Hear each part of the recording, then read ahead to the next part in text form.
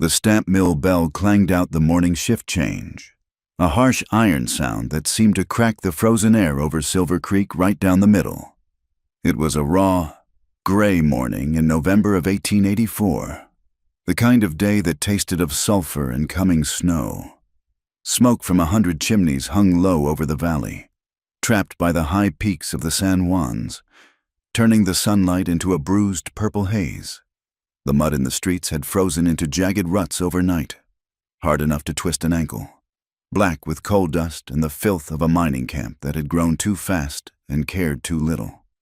Clara May Hollis walked the edge of the boardwalk, keeping her head down against the biting wind. At 22 years old, she had the look of a woman who had been leaned on by the world until she was nearly snapped. She was thin. Her coat was a patchwork of gray wool that had been darned so many times the original weave was a mystery, and her boots were stuffed with newspaper to keep the chill from her toes. But her chin was up. She held it high not out of vanity, but because she had learned early that looking at the ground invited pity, and in Silver Creek, pity was just a prettier word for contempt.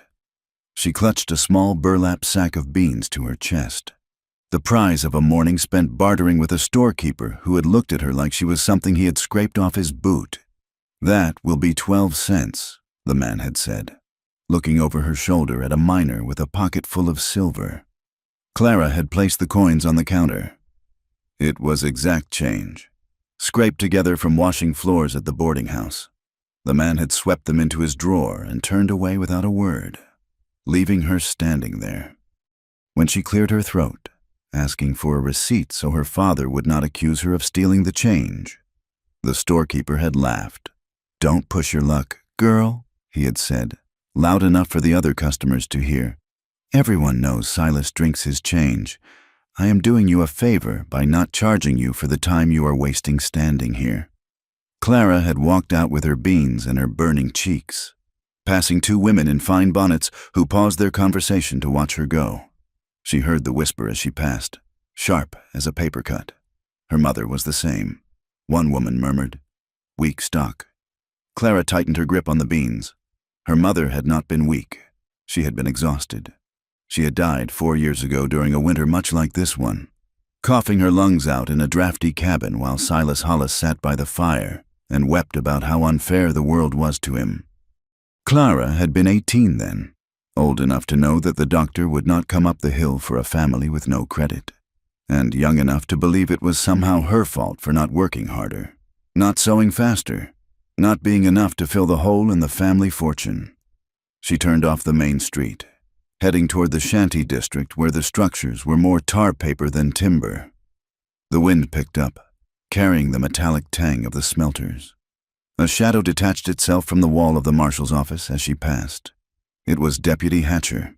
He was a man of medium height with a smile that showed too many teeth and eyes that looked like wet stones. He tipped his hat, a gesture that should have been polite but felt like a threat. "Morning, Miss Clara," Hatcher said. Clara kept walking, but she slowed her pace just enough to acknowledge him. To ignore the law was dangerous, even when the law was a man like Hatcher. "Deputy," she said, keeping her eyes on the horizon. "You look cold," he said, falling into step beside her. His boots crunched heavily on the frozen mud. "A girl like you shouldn't be out in this wind without a proper escort." "I am fine," Clara said. "Your daddy at the bottle again?" Hatcher asked. His voice was sympathetic, dripping with a false honey that made Clara's skin crawl. "We had to haul him out of the gutter last night." He was making quite a speech about his ungrateful daughter. Clara stopped. She turned to look at him, her face pale but her expression set in stone. "My father is ill," she said. "He is a drunk." "Clara," Hatcher corrected gently. "And he is a drunk who owes a lot of money to a lot of bad men. You can't keep patching up his messes. Eventually, the bill comes due." He reached out and brushed a stray lock of hair from her forehead. Clara flinched, stepping back so fast she nearly slipped on the ice. Hatcher's hand lingered in the air, his smile widening. "There are ways to pay debts.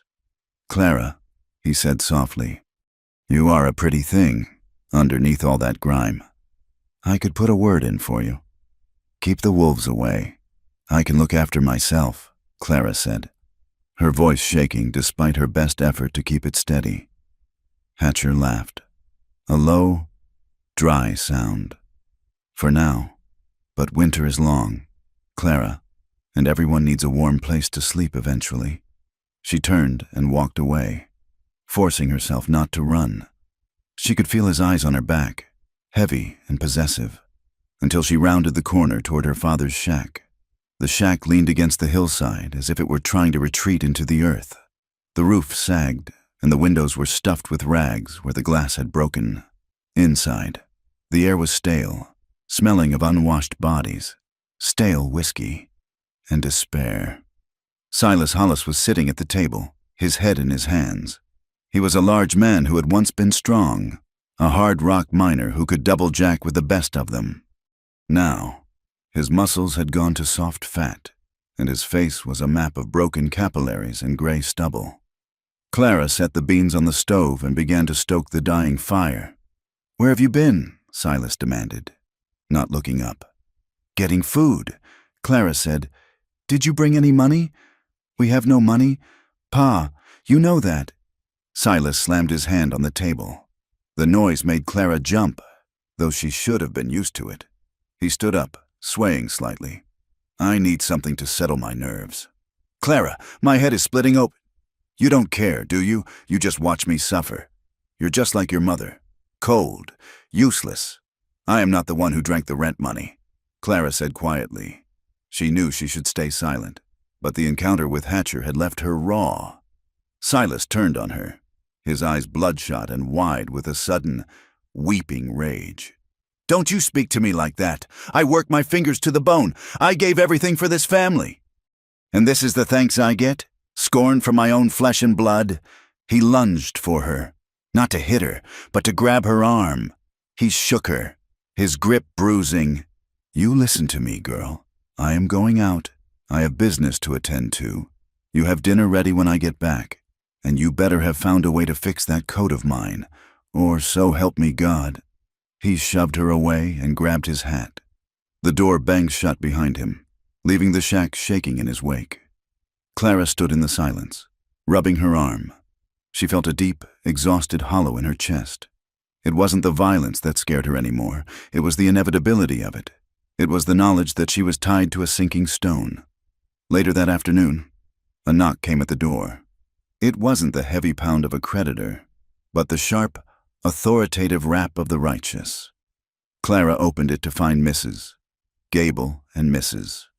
Higgins, the self-appointed matriarchs of the church auxiliary. They stood on the stoop like crows in their black coats, their face pinched against the cold. "We have come to speak with you about your situation, Mrs." Gable said, pushing past Clara without waiting for an invitation. Clara left the door open for a moment, letting the cold air chase out the smell of whiskey before closing it. "What situation is that?" she asked. "Mrs." Higgins sniffed, looking around the squalid room with undisguised disgust. "The town is talking. Clara, your father's debts are becoming public, and your presence here, in this filth, is a stain on the community's conscience. We have a solution, Mrs." Gable said. "The Reverend has agreed to take you into the House of Mercy." Clara went cold. The House of Mercy was a polite name for the laundry workhouse on the edge of town. Girls went in there and they did not come out. They scrubbed sheets until their hands bled, praying for forgiveness for sins they often hadn't committed, all under the watchful eye of the Reverend, a man whose gaze lingered too long on young women. "I can't leave my father," Clara said. "Your father is beyond saving, Mrs." Higgins said sharply. "And frankly, child, you are heading down the same path. We see you walking with that deputy." "We hear the whispers. I was buying beans," Clara said, her voice rising. "Do not be insolent, Mrs." Gable snapped. "It is the laundry, or it is the street. Those are your choices. You cannot stay here and pretend you are decent while your father sells his soul for a drink. We will give you until tomorrow morning to decide. If you refuse, do not expect charity from us again." They left as abruptly as they had arrived, leaving a chill in the room that the stove couldn't touch. Clara paced the small floor, The walls felt like they were closing in. The laundry was a cage. The deputy was a trap. Her father was an anchor. Dusk fell, bringing the heavy blue darkness of the mountains. Silas had not returned. Clara knew where he would be, the back room of the Golden Nugget, where the bad liquor flowed cheap. She needed to get him. If he drank too much, he would start a fight, and Hatcher would throw him in the cell, and then the fines would destroy them completely.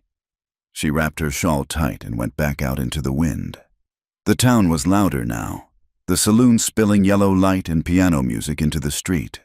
The air smelled of coal smoke and roasting meat, a hunger-inducing scent that made Clara's stomach cramp.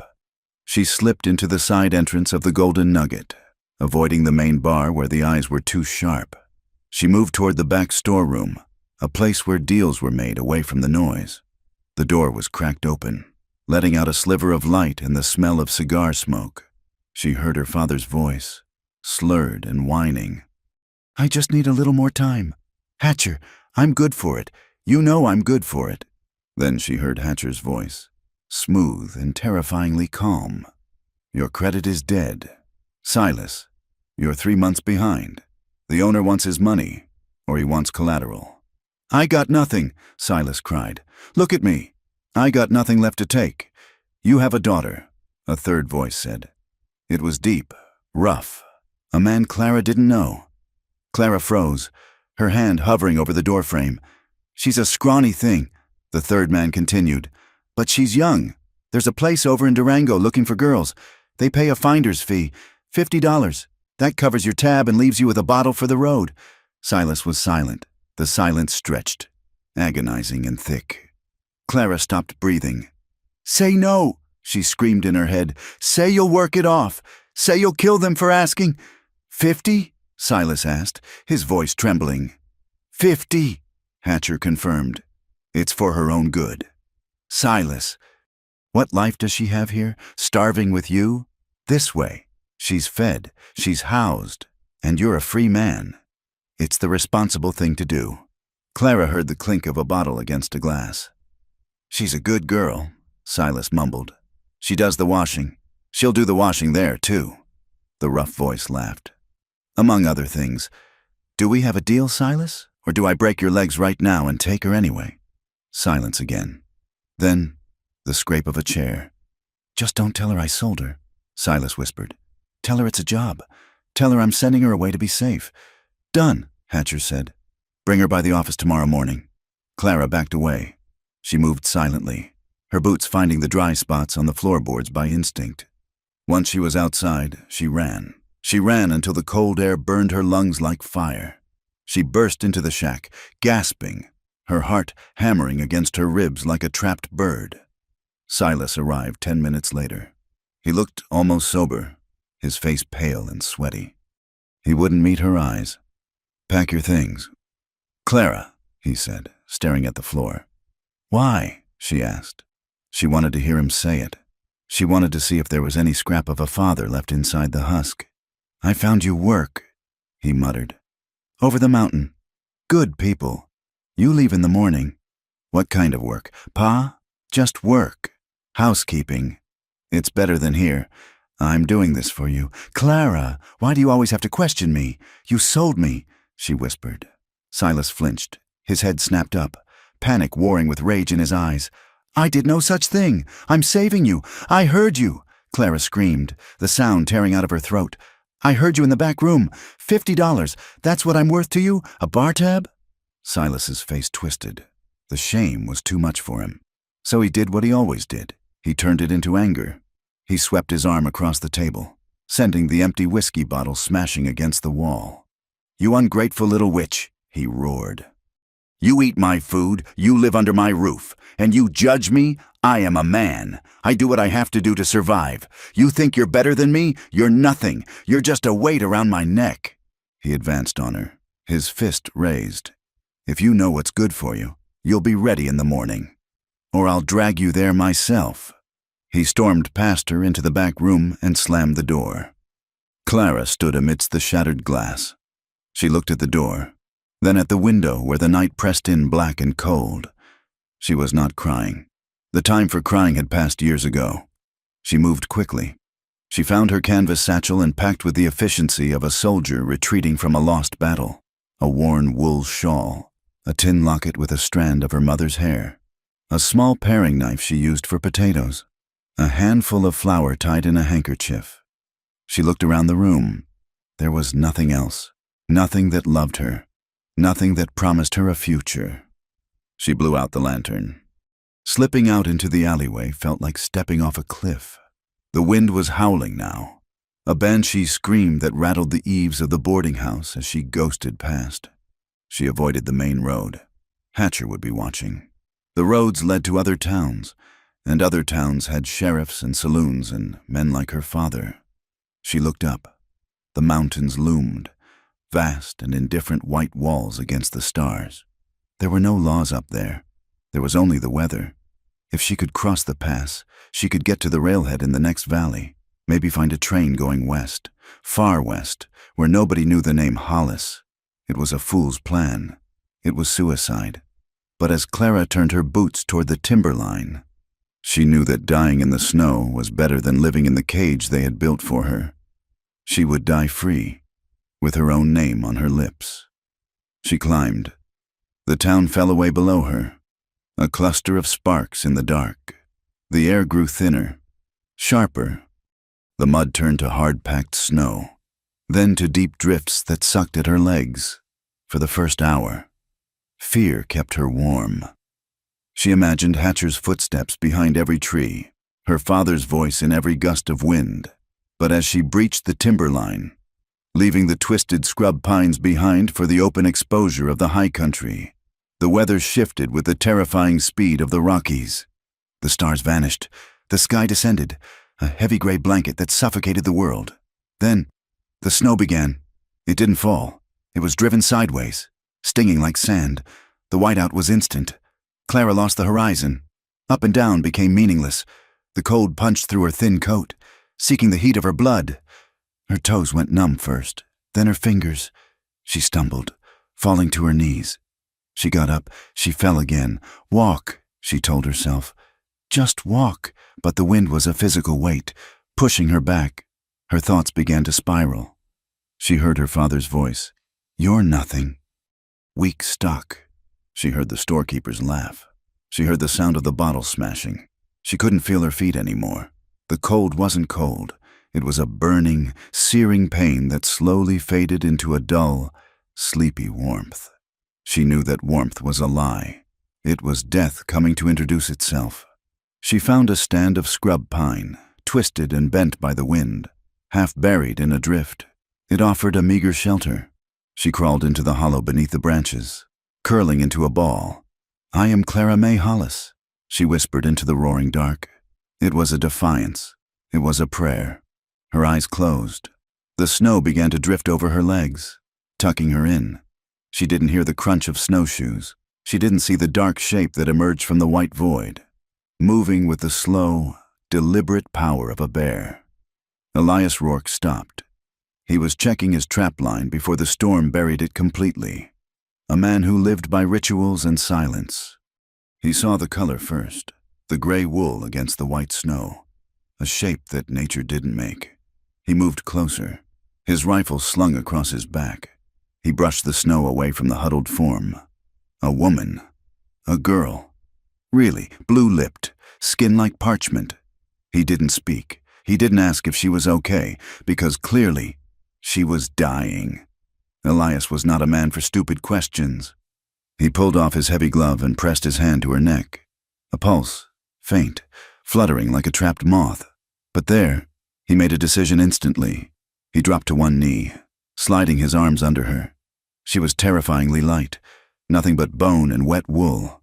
He lifted her, pulling her against the buffalo coat that covered his chest, trying to share his core heat. She didn't stir. Hold on, he grunted. It was the first time he had spoken in 3 days. He turned back the way he came, moving through the blizzard with the ease of a man who knew every rock and ravine. He didn't rush. Rushing led to mistakes. And mistakes in this weather meant 2 bodies found in the spring thaw instead of 1. His cabin was tucked into a cleft of granite. sheltered from the prevailing wind. It was a rough structure of chinked logs and sod, ugly but impregnable. Smoke whipped from the chimney. He kicked the door open and carried her inside. The heat hit them like a physical blow. The cabin smelled of pine pitch, wood smoke, and curing pelts. Elias carried her to the cot near the cast-iron stove and laid her down. He worked quickly. Wet clothes were death. He stripped the sodden coat, the frozen boots, the thin dress that was soaked through with meltwater. He did it with a detached, clinical efficiency. His eyes focused on the task, not the skin. He wrapped her in thick wool blankets and furs, piling them high until she was a mound on the bed. He stoked the fire until the iron sides of the stove glowed cherry red. He put a kettle on to boil. Then he sat in the rough-hewn chair opposite the bed and waited. It took an hour for the shaking to start. It began as a tremor and grew into violent spasms as her blood began to move again. She gasped in her sleep, small cries of pain escaping her lips as the feeling returned to her extremities. The thaw hurt worse than the freeze. Elias knew that well. He dampened a rag with warm water and bathed her face, wiping away the grime of the mining town. He held a cup of warm water to her lips, tilting her head up.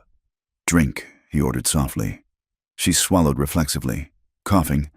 When she finally opened her eyes, the storm was raging against the cabin walls, 1,000 hammers beating on the wood. The room was dim, lit only by the orange flicker of the fire. Clara blinked, her vision swimming. She saw rough timber beams above her. She felt the heavy weight of furs. She smelled meat and smoke. She tried to sit up, panic surging through her chest. Where was she? Was this the afterlife? Or had Hatcher found her? She gasped, her head spinning, and collapsed back onto the pillow. "Easy," a voice said. It came from the shadows, deep and resonant like the earth itself. Clara turned her head. A man was sitting there. He was huge, his shoulders blocking the firelight. He had a beard that was dark and thick, and eyes that caught the flame. Who are you?" she rasped. Her voice sounded like broken glass. "Elias Rourke," he said. "Where am I?" "High country, above the timberline." Clara pulled the furs tighter around her chin, her heart hammering. She was alone, in a cabin, with a strange man. The stories of the mountains were full of men who lived alone for reasons that civilized folk didn't discuss. Did you bring me here? Found you in the snow. Elias said, you were about 5 minutes from being a statue." Clara looked at him, searching for the cruelty she expected from men. She looked for the leers of the deputy, the dismissal of the storekeeper, the rage of her father. She saw none of it. Elias Rourke's face was a mask of calm. He looked at her not as a prize or a burden, but as a fact. "You are safe here," he said. He stood up, and the cabin seemed to shrink around him. He walked to the stove and ladled broth into a tin cup. "I ain't going to hurt you, but you need to drink this. You need to get warm. If you die on me now, the walk to carry you back down will be a waste of my time." He held the cup out. Clara hesitated, her hand trembling as she reached for it. Her fingers brushed his, calloused, rough, warm. He didn't grab her hand. He just let her take the cup. She drank. The salty broth burned her throat in the best way. She felt tears pricking her eyes, not from sadness, but from the overwhelming shock of being alive. "Why?" she asked, lowering the cup. "Why did you help me?" Elias sat back down. He studied her for a long moment. "Because you were there," he said simply. Clara looked into the fire. The shame washed over her then. She was a runaway, a girl sold for $50, a creature of the mud and the mines. "I ran away," she confessed. The words tumbled out before she could stop them. "I ran because they hate me, because my father is a drunk and I'm just a drunk's daughter. That's all I am." She waited for him to laugh. She waited for him to tell her that she should go back to where she belonged. Elias leaned forward, resting his elbows on his knees. He looked her dead in the eye. "Blood don't decide worth," he said. "And names are just noises people make. You're alive, girl. The mountain tried to kill you, and you're still breathing. That's what matters." He stood up and threw another log on the fire. "The storm will break in 2, maybe 3 days," he said, his back to her. "You can leave then, if you want. Go back down. Or try to cross the pass. Or—" He paused, watching the sparks fly up the chimney. "Or you can stay until you're strong enough to make it further than the first snowdrift. Your choice." He walked to the corner of the room and began unrolling a separate pallet of furs on the floor, giving her the only bed. Clara stared at his broad back, then at the fire. Outside, the wind screamed like a dying thing, clawing at the logs. Inside, it was warm. She was safe. But as she lay back, clutching the tin cup, Clara realized that this safety felt more terrifying than the blizzard. In the blizzard, she knew how to die. Here, in the quiet presence of this strange, silent man who offered choices instead of commands, she was faced with something much harder. She would have to figure out how to live. The storm did not break so much as it settled into a heavy, suffocating siege. For 3 days, the world outside the cabin was a wall of shifting white, the wind howling with a voice that sounded human and pained. Inside, time lost its shape. It was measured only by the rhythmic thud of Elias Rourke's axe splitting kindling in the corner, the hiss of snow melting in the iron pot, and the slow, creeping return of sensation to Clara's frostbitten extremities. Clara May Hollis learned the geography of the cabin by heart. It was a tight space, 12 feet by 15, built of lodgepole pine and chinked with moss and mud that had frozen hard as stone. There was the stove, a black iron beast that demanded constant feeding, the single bunk where she slept while Elias took the floor, and the table, a slab of rough-hewn pine smoothed by years of use. She fought the idleness like it was a sickness. In Silver Creek, idleness was a sin that invited punishment. If she was not working, she was not earning her keep. And if she was not earning her keep, she was a parasite. The first time she tried to stand, her legs buckled, weak as water. Elias had been there in a stride, catching her elbow before she hit the floor. "Sit," he had said. "I cannot just sit," Clara had snapped, the fear making her voice sharp. "I am not an invalid." Elias had looked at her, his hand warm through the thin fabric of her sleeve. "You are recovering. There is a difference," but Clara could not accept it. The next morning, while Elias was outside checking the windbreaks, she dragged herself to the table. There was a skillet there, crusted with the remnants of last night's salt pork.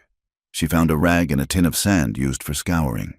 Her hands shook, and her fingers were stiff and clumsy, but she scrubbed. She scrubbed until her knuckles were white and the iron gleamed dull and clean. When Elias returned, bringing a gust of freezing air and a swirl of snow with him, he stopped at the door.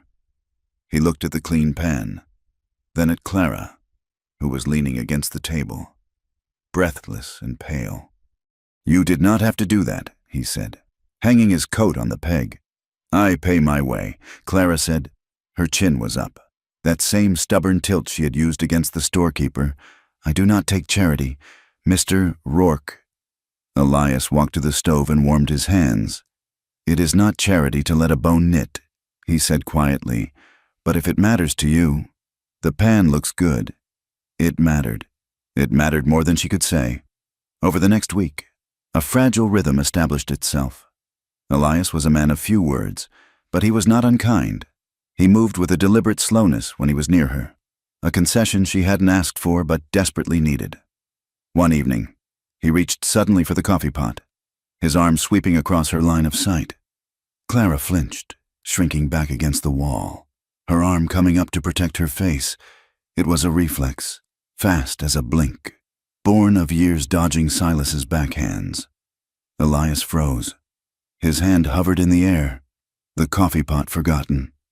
He did not look at her, but his stillness was absolute. He waited until she lowered her arm, until the shallow, panicked rhythm of her breathing slowed. "I am not him," Elias said. He spoke to the stove, not to her. "I know," Clara whispered, shame burning her cheeks. Elias poured the coffee. From then on, he announced his movements. "I am going to the woodpile. I am reaching for the salt. He made himself predictable, a landscape she could navigate without fear of sudden storms.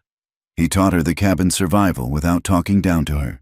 He showed her how to bank the fire at night, arranging the logs so the coals would breathe till morning. "You don't want to smother it," he explained, handing her the poker. "Fire needs air just like we do. Pack it too tight, it dies. Leave it too loose, it burns out fast.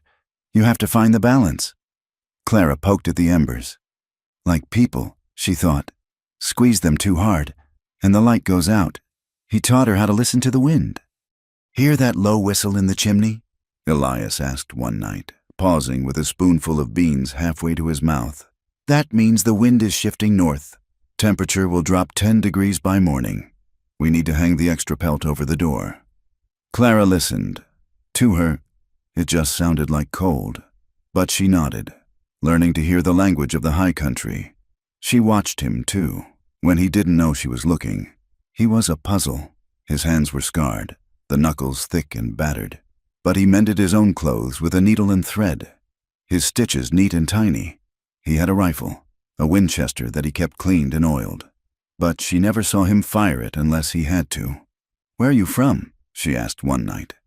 The fire was roaring, casting long, dancing shadows against the logs. Clara was sitting on the floor, braiding her hair. It was clean now, shining like burnished copper in the firelight. Elias was whittling a piece of pine, the shavings curling onto the floor. "East," he said. "East is a big place, big enough to get lost in," he replied. "Why did you come up here? To be alone?" Elias paused, the knife stilled against the wood. "It is safer," he said. "For everyone." He looked up then, and his eyes caught hers. For a second, the mask slipped. Clara saw a deep, ancient weariness in him, a loneliness that matched her own. He looked at her braid, at the curve of her neck where the firelight touched the skin, and for a heartbeat, there was something else, a hunger that had nothing to do with food. Then he looked away, jaw tightening. He went back to whittling, the knife moving faster, stripping the wood away as if he were punishing it. The hunger that had to do with food, however, was becoming a real problem. The storm had buried the traps. For 3 days, Elias came back empty-handed. The sack of flour was getting low, and the dried meat was gone. Dinner that night was a watery broth with a few dumplings made of flour and water. Elias ladled the stew into 2 bowls. He gave Clara the bowl that was 3/4 full, keeping only a few spoonfuls for himself. Clara stared at the bowls. The inequality of it stung her pride like a slap. "Switch with me," she said. "Eat," Elias said, dipping his spoon. "I am not a child," Clara said, her voice rising. "And I am not a pet to be fed scraps while the master starves. You are twice my size. You do the work. You need the food. I can last," Elias said. "You have no reserves. Clara, you are thin as a rail. Eat the food. It makes me feel small," she said, her voice trembling. "It makes me feel like I owe you, and I cannot pay you. Elias, I have nothing." Elias set his spoon down. He looked at her across the table, his expression unreadable. "You think I am keeping a ledger?" he asked. "You think I am making marks in a book somewhere? You ate a potato, so you owe me a copper? That is town thinking. Clara, up here, you eat because if you don't, you die. And if you die, I have to dig a hole in frozen ground, eat the dumplings to save me the digging." It was a harsh joke, but it broke the tension. Clara ate, but the resentment simmered. She hated the dependency. She hated that she was alive only because this man decided she should be. Every mouthful felt like a debt she could never settle. 2 days later, the sky cleared to a brilliant, blinding blue. The sun reflected off the snow with a glare that felt like needles in the eyes. The air was still, frozen into a crystal silence. Elias had gone to check the lower ridge for snowshoe hares. The cabin was empty. Clara stood at the window. She saw the pass in the distance, a dip between 2 jagged peaks. It looked close. In the clear air, distances were deceptive.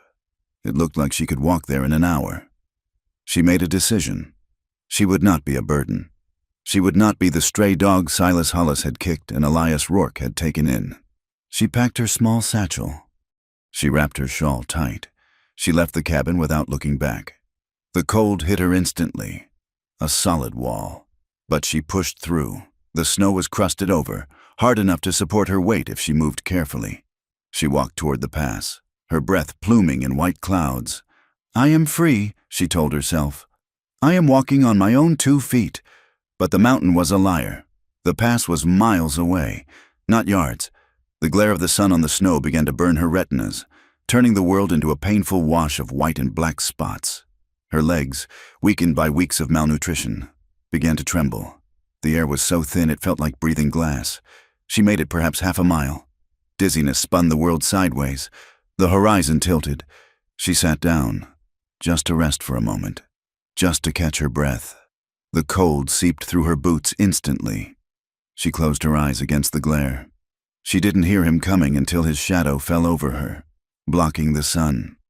Clara looked up. Squinting, Elias stood there. He wasn't breathing hard, but his face was tight, his eyes dark. Going for a stroll? He asked. His voice was dangerously quiet. I was leaving, Clara said. She tried to stand, but her legs refused to cooperate. I was going to the railhead. The railhead is 40 miles that way, Elias said, pointing west, and the pass is blocked with 10 feet of drift. You would have made it maybe another hour. Then the sun would go down, and you would freeze solid. He didn't yell. He didn't grab her. He just stated the facts, brutal and unadorned. I can't stay there, Clara whispered. I can't just take from you. Elias knelt in the snow. He looked at her, and his expression softened. Just a fraction. You're stubborn. Clara May, I will give you that. He reached out and pulled her up. He didn't sling her over his shoulder like a sack of flour this time. He supported her, his arm around her waist, letting her walk, letting her keep her dignity even as he guided her back. You won't survive the pass yet, he said as they walked. And I won't bury you. I told you that. I don't break my word. Back in the cabin, the heat was overwhelming. Elias sat her by the fire and began to chafe her hands, getting the blood moving. You have to wait for spring, he said. I hate waiting. Clara said. I know, Elias replied. He stood to get a blanket from the bunk.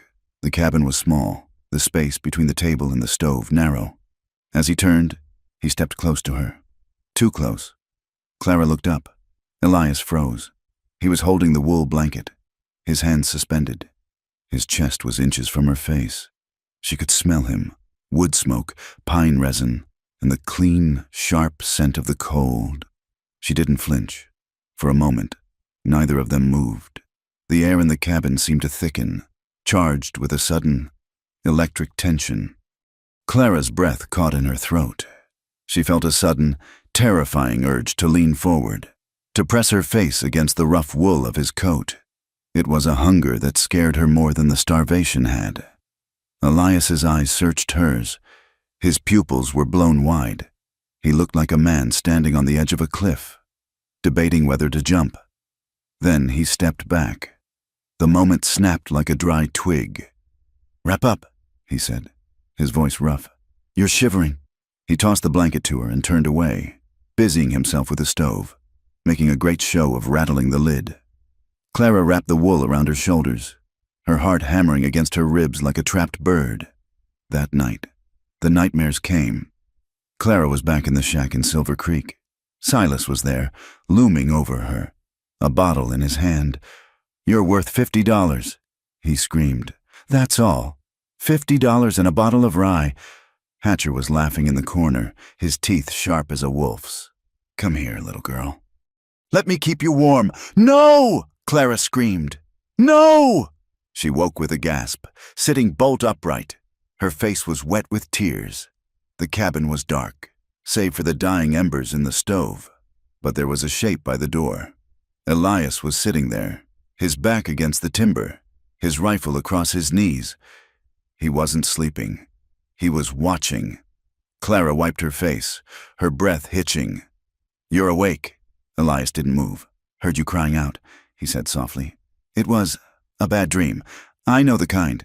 Elias said. Clara pulled her knees to her chest. Do they ever go away? Elias was silent for a long time. "No," he said finally. "But they get quieter." He shifted his weight, the wood of the floor creaking. "I know what it is." "Clara," he said into the darkness. "To be blamed for sins that ain't yours. To carry a weight someone else strapped to your back." Clara looked at his silhouette. It was the first time he had offered her a piece of himself that wasn't just practical survival. "Is that why you're here?" she asked. "Because of sins." Elias didn't answer. He just settled his rifle more comfortably in his lap. "Go to sleep. Clara, I'm watching the door. Nothing gets in." And for the first time in her life, Clara believed it. She lay back down, and the sound of his breathing by the door was a lullaby that chased the ghosts away. 2 days later, the world intruded. It started with the barking of a dog, distant but clear in the thin air. Elias was instantly alert. He moved to the window, peering through the crack in the shutter. "Get back," he said, "away from the door." Clara scrambled off the cot, pressing herself into the corner behind the stove. "Who is it?" "2 men," Elias said, "on snowshoes, following a track." He took his Winchester from the rack. He checked the action. A sharp, mechanical clack-clack that sounded deafening in the small room. "Stay out of sight," he ordered. A heavy fist pounded on the door. "Hello, the house," a voice shouted. It was a rough voice, winded from the climb. Elias opened the door. He didn't step out, but he filled the frame, the rifle cradled in the crook of his arm. It wasn't pointed at them, but it was ready. "That's far enough," Elias said. Clara peeked through the gap between the stove and the wall. She saw 2 men standing in the snow. They were bundled in furs, their faces red with cold and exertion. One was tall and stringy, the other squat with a thick mustache. She recognized the squat one. It was Miller, a man who swept floors at the Golden Nugget and did odd jobs for the sheriff. "We're looking for a girl," Miller said, panting. "Runaway, name of Hollis. Silas Hollis's girl. She ain't here," Elias said. His voice was flat. "A stone wall." "We tracked her to the timberline," Miller said, squinting at Elias. "Found sign leading up this way before the snow covered it." "She's stolen property. Mister. Her daddy has papers on her, a labor contract. She ain't property," Elias said. "Yes." "She's a drunk's get," the stringy man spat. "A loose woman, from what we hear, running off to avoid her debts. We're just bringing her home. For her own good." Clara felt the shame curl in her gut like hot lead. Loose, bad blood, thief. The words were arrows, and they found their mark. She trembled, waiting for Elias to step aside. Why wouldn't he? Why would he fight 2 men for a stranger who brought nothing but trouble? "We know she's in there," Miller said, stepping forward. "We saw the smoke. Now, you stand aside. Mountain man, we don't have a quarrel with you, but the sheriff wants the girl." Elias didn't budge.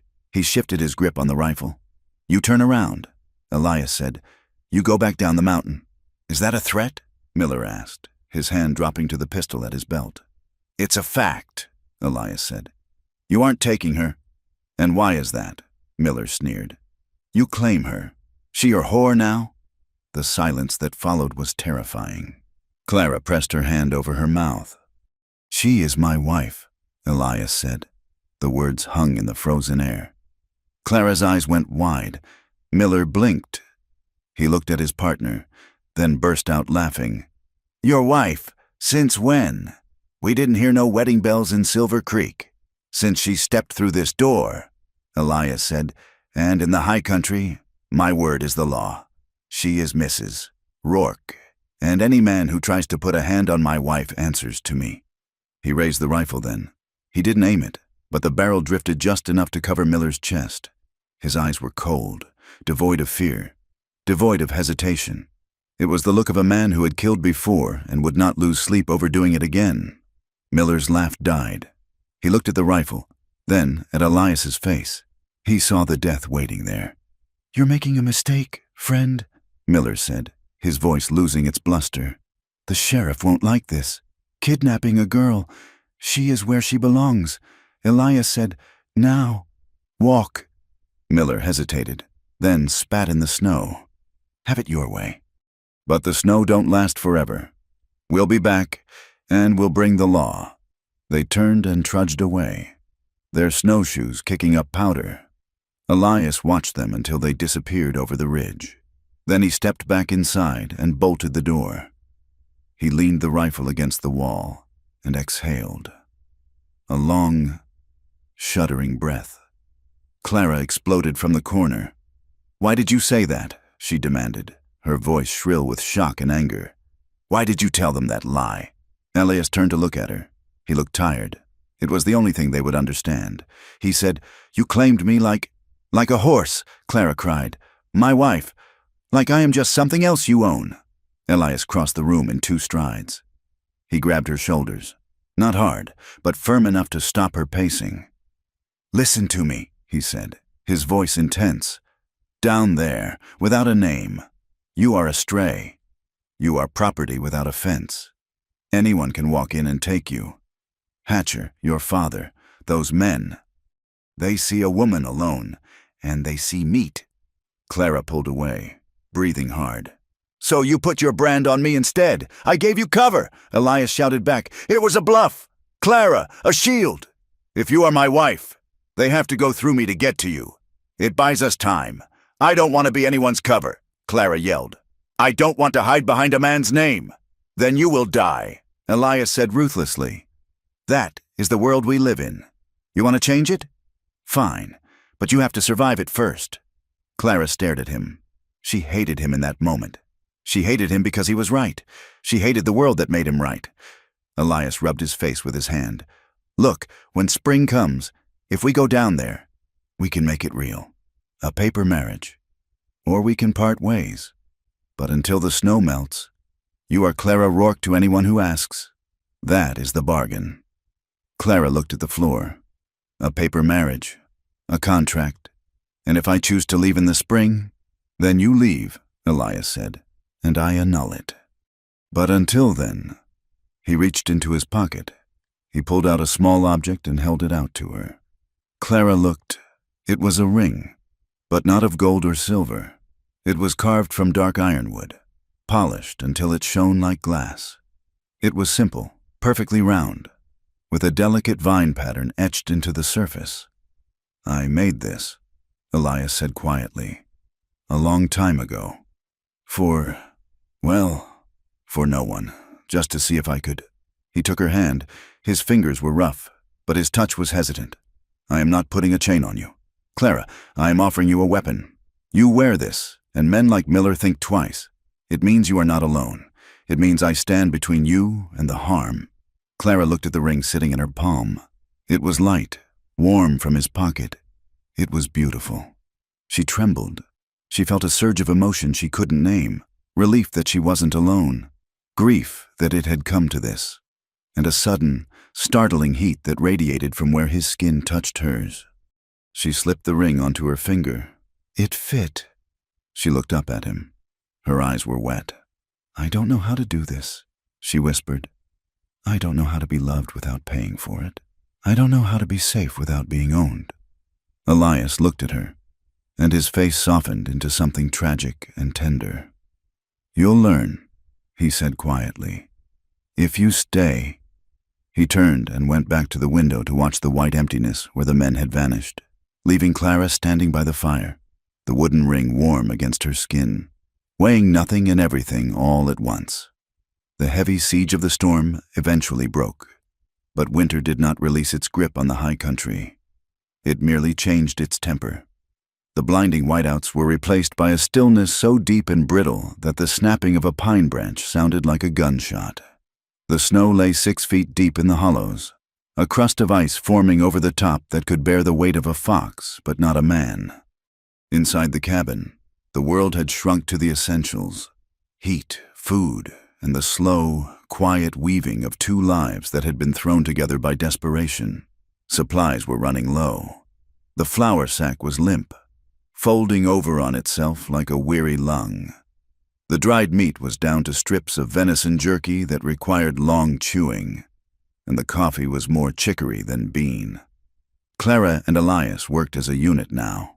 It was a necessity born of survival, but it had become a rhythm.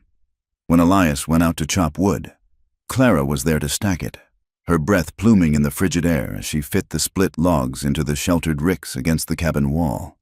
When he brought in a marten or a snowshoe hare from the trap line, she was the one who boiled the water to scald the pelt, her hands red and chapped but steady. She was healing.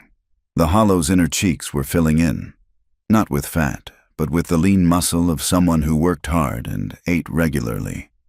The bruises on her soul, however, were slower to fade. Shame was a habit Clara had practiced for a lifetime. Every time she sat at the table and ate the portion Elias set out for her, she felt the old guilt rise, the voice of Silver Creek whispering that she was a mouth to feed, a burden, a thing of no value. She expected him to regret her. She watched him for it. She watched for the sigh of irritation when she dropped a spoon, or the tightening of his jaw when the firewood ran low. But Elias Rourke was a man of stone and patience. He did not sigh. He did not scold. He simply did what needed doing, and he expected her to do the same. One afternoon, when the sun was high and the glare off the snow was blinding, Elias took the Winchester down from the rack. "Put your coat on," he said. Clara wiped her hands on her apron. "Is there trouble?" "Not yet," Elias said, "but trouble travels. Come outside."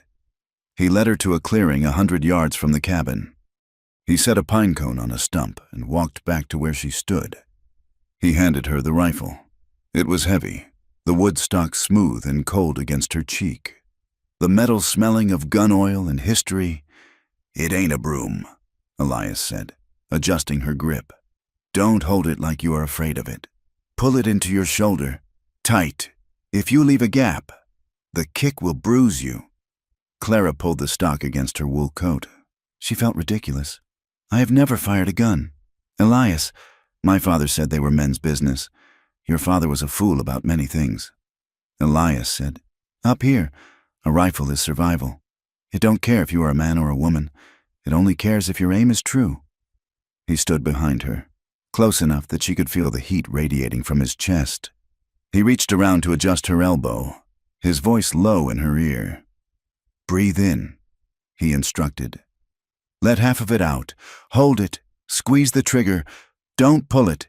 Squeeze it like you are trying to crush a grape without breaking the skin." Clara focused. The sight danced over the pine cone. She took a breath. She let it out. She squeezed. The rifle cracked, a thunderclap that echoed off the granite peaks. The stock punched her shoulder, but she held her ground. On the stump, the pine cone shattered into splinters. "I hit it," Clara cried. She turned to him, a smile breaking across her face. It was a genuine smile, bright and sudden, transforming her face from a mask of caution into something young and alive. Elias looked at her, his eyes crinkled at the corners. "Good shot," he said. Clara realized she was smiling. She realized she was happy. The feeling terrified her. She dropped her eyes, the smile vanishing as she retreated back behind her walls. I got lucky," she mumbled.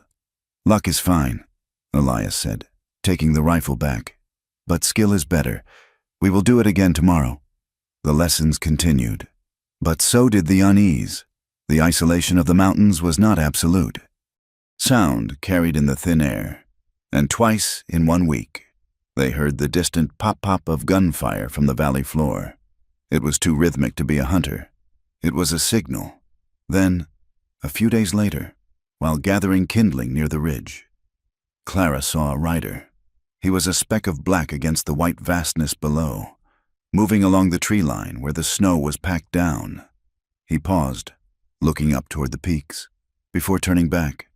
They haven't forgotten. Clara said that night. She was stirring the stew, her back to Elias. "Men like that don't forget what they think they own," Elias replied. He was cleaning the rifle, the disassembled parts laid out on the table on a piece of oilcloth. Clara stopped stirring. The steam rose around her face. "It wasn't just the money," she said softly. "With my father, it wasn't just the $50. Elias paused in his work. "What do you mean?" Clara stared into the bubbling broth. "The drinking. It made him bring people home, men from the mines, supervisors. Sometimes he would pass out, and they would still be there, sitting in our kitchen, watching me. She turned to face him. She needed to say it. She needed him to know exactly what kind of ruin she came from. I learned to be small, she said. I learned to hide in the cupboard under the stairs. I learned that if I made a sound, they would find me. One of them. He called me his little bird. He said he wanted to see if I could fly. Her voice didn't shake, but her hands did. She gripped the spoon until her knuckles were white. I carried a knife in my boot since I was 12. Elias. Not because of bears, because of my father's friends. And he knew. He knew they were there, and he let them stay because they brought bottles. Elias sat very still. The firelight cast deep shadows over his eyes, turning them into dark pools. He carefully set down the rag he was using to clean the bolt. He did not explode. He did not shout. But the air in the room seemed to drop 20 degrees. His anger was a contained thing, a pressure vessel waiting to burst. He looked at her, and Clara saw a fury there that frightened her. But she realized with a jolt that it was not directed at her. It was a protective fury. It was the look of a wolf guarding the pack. "I am sorry," he said. His voice was rough, like gravel grinding together. "It makes me dirty," Clara whispered. "That is what the town says. The town is a liar," Elias said. He stood up and walked to the window, looking out into the dark. "Dirt washes off. Clara, what they did to you, that is on their souls, not yours. You survived it. That makes you iron, not dirt." He didn't ask for names. He didn't press for the gory details of what might have happened in that kitchen. He simply acknowledged the weight of it and refused to let her carry it alone. The weather warmed slightly the next day, a false spring that softened the ice on the creek. They needed water. The barrel was empty. "I will get it," Clara said, picking up the buckets. "Be careful," Elias warned. "The ice is rotting near the banks." "I know," she said. She walked down to the creek, the buckets banging against her legs. The silence of the woods was peaceful. She found the hole Elias had chopped in the ice. It had skimmed over during the night. She knelt, using the handle of the bucket to break the new crust. She leaned forward to dip the bucket. The ice beneath her knees gave way with a sickening crack. There was no time to scream. One moment she was kneeling on solid ground, the next, she was plunged into liquid fire. The water was so cold it punched the air from her lungs. She went under, the current grabbing at her skirts, dragging her toward the darker water under the main sheet of ice. She thrashed, her hands clawing at the jagged edge of the hole. Her heavy wool coat soaked up the water instantly, becoming an anchor that pulled her down. "Elias!" She tried to scream, but water filled her mouth. She kicked, her boots heavy as lead. Her hand found the edge of the ice, but it was slick. She slipped. The current pulled harder. Then, a hand clamped around her wrist. It was a grip of iron.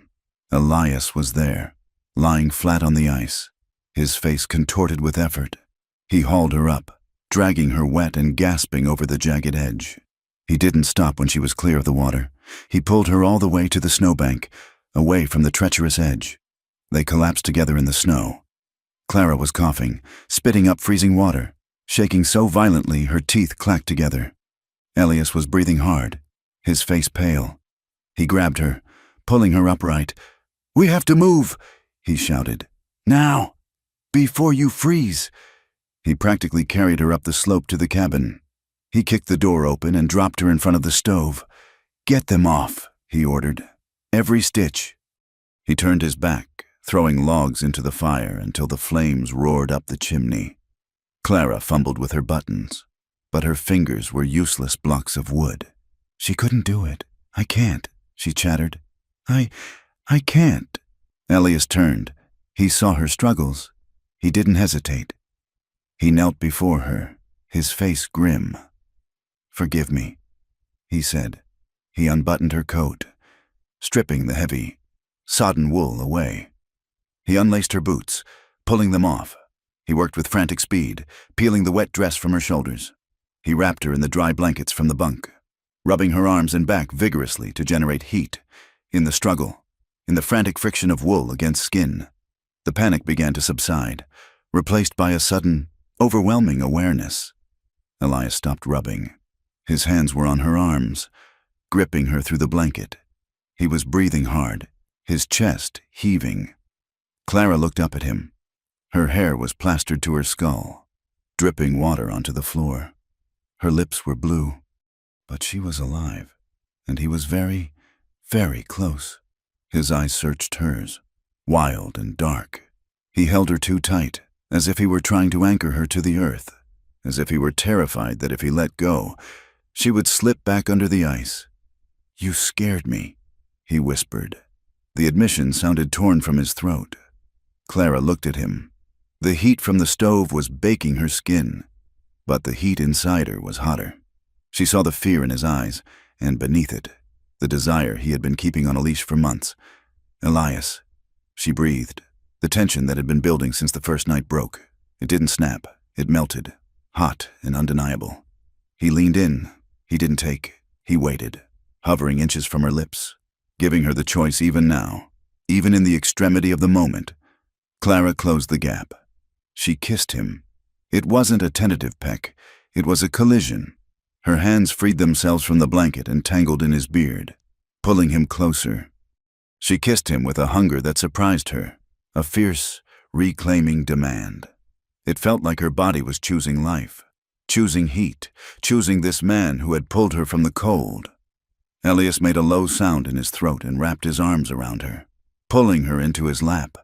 He kissed her back with a desperate intensity, tasting of wood smoke and coffee. They stayed there on the floor in front of the roaring stove.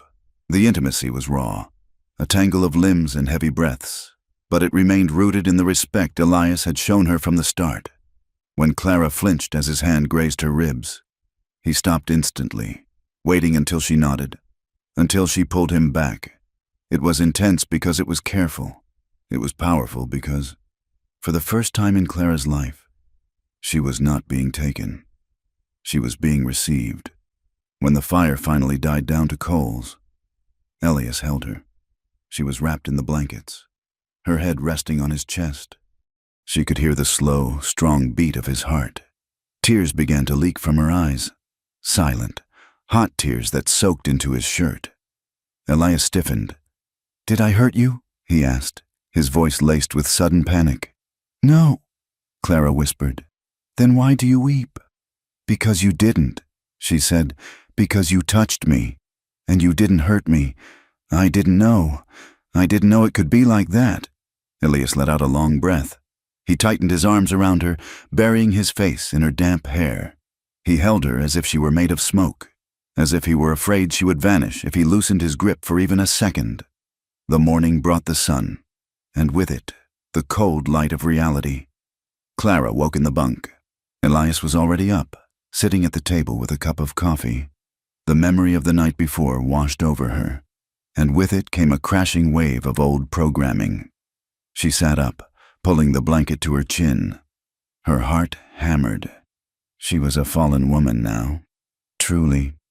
In the eyes of the church, in the eyes of the town, she was ruined. She had given herself to a man who was not her husband by law. Elias turned. He saw the panic in her eyes. He saw the way she curled in on herself. "Don't," he said firmly. Clara looked at him, her eyes wide. I shouldn't have." "Don't do that," Elias said. He stood up and walked to the bunk. He didn't touch her, but he stood close, blocking out the rest of the room. "Do not let the town into this cabin. Clara, what happened last night was not a sin. I am ruined," she whispered. "That is what they will say." "You are alive," Elias said. "You nearly died in the creek. Your body wanted to live. Alive is not a sin. Clara, it is a victory." He sat on the edge of the bunk. He looked down at his hands, clasping them together. "You asked me once about my past," he said, "about why I came up here." Clara nodded, distracted from her shame by the shift in his tone. "I wasn't always a trapper," he said. 10 years ago, over in Leadville, I was an enforcer for the mining company. Big man, good with his fists. They paid me to keep the peace. Or what they called peace."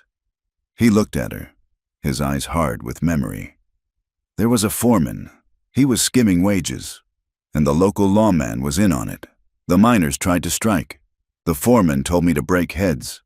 I refused, so they came for me. They came for the woman I was with then.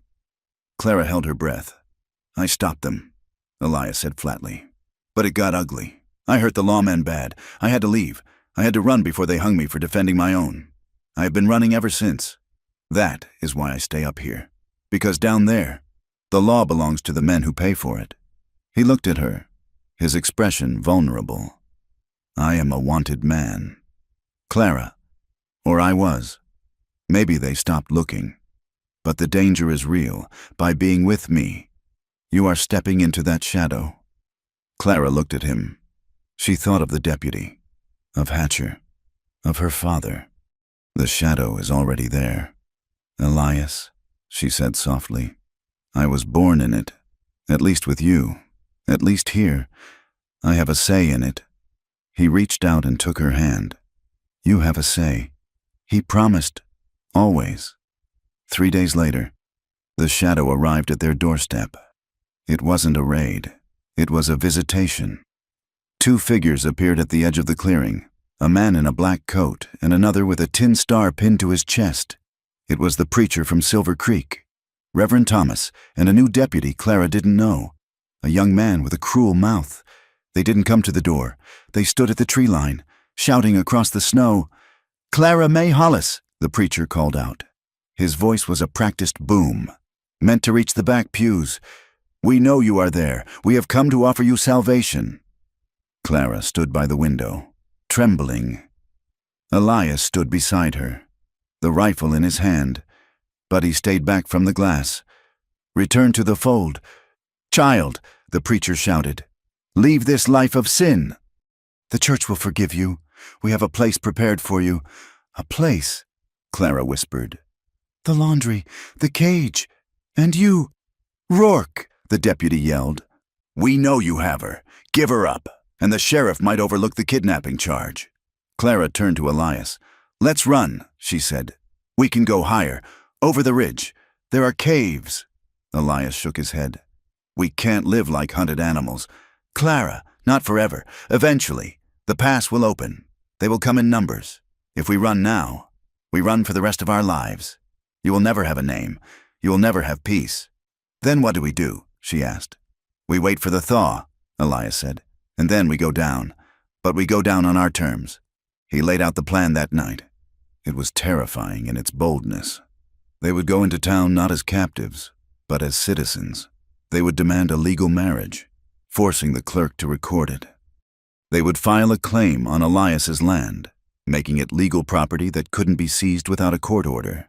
And they would confront Silas and the sheriff in broad daylight. With the town watching, we need evidence. Elias said, we need more than just our word. Clara went to her satchel. She pulled out a small, leather-bound notebook she had taken from the general store years ago and never used. She found a pencil stub. I will write it down. She said, write what? Everything. Clara said, the dates, the names, the times my father took money. The times Hatcher threatened me, the time Silas tried to sell me in the back of the Golden Nugget. She opened the book. The paper was yellowed, but it was blank. It was a clean slate.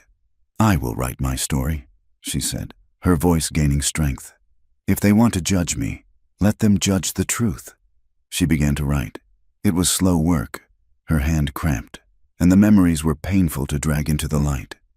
But with every sentence, she felt a brick being removed from the wall of shame that surrounded her. She was turning her pain into testimony. A week later, the weather warmed enough for Elias to chop wood without a coat. He was around the back of the cabin, splitting a large knotty pine log. The rhythmic thwack of the axe was the only sound in the afternoon air. Clara was shaking out the rugs on the front porch. She heard a crunch of snow. She turned, expecting Elias. It was the deputy. The young one with the cruel mouth. He had circled around, moving silently while the axe covered his approach. He was 10 feet away, leaning against a tree, a smug smile on his face.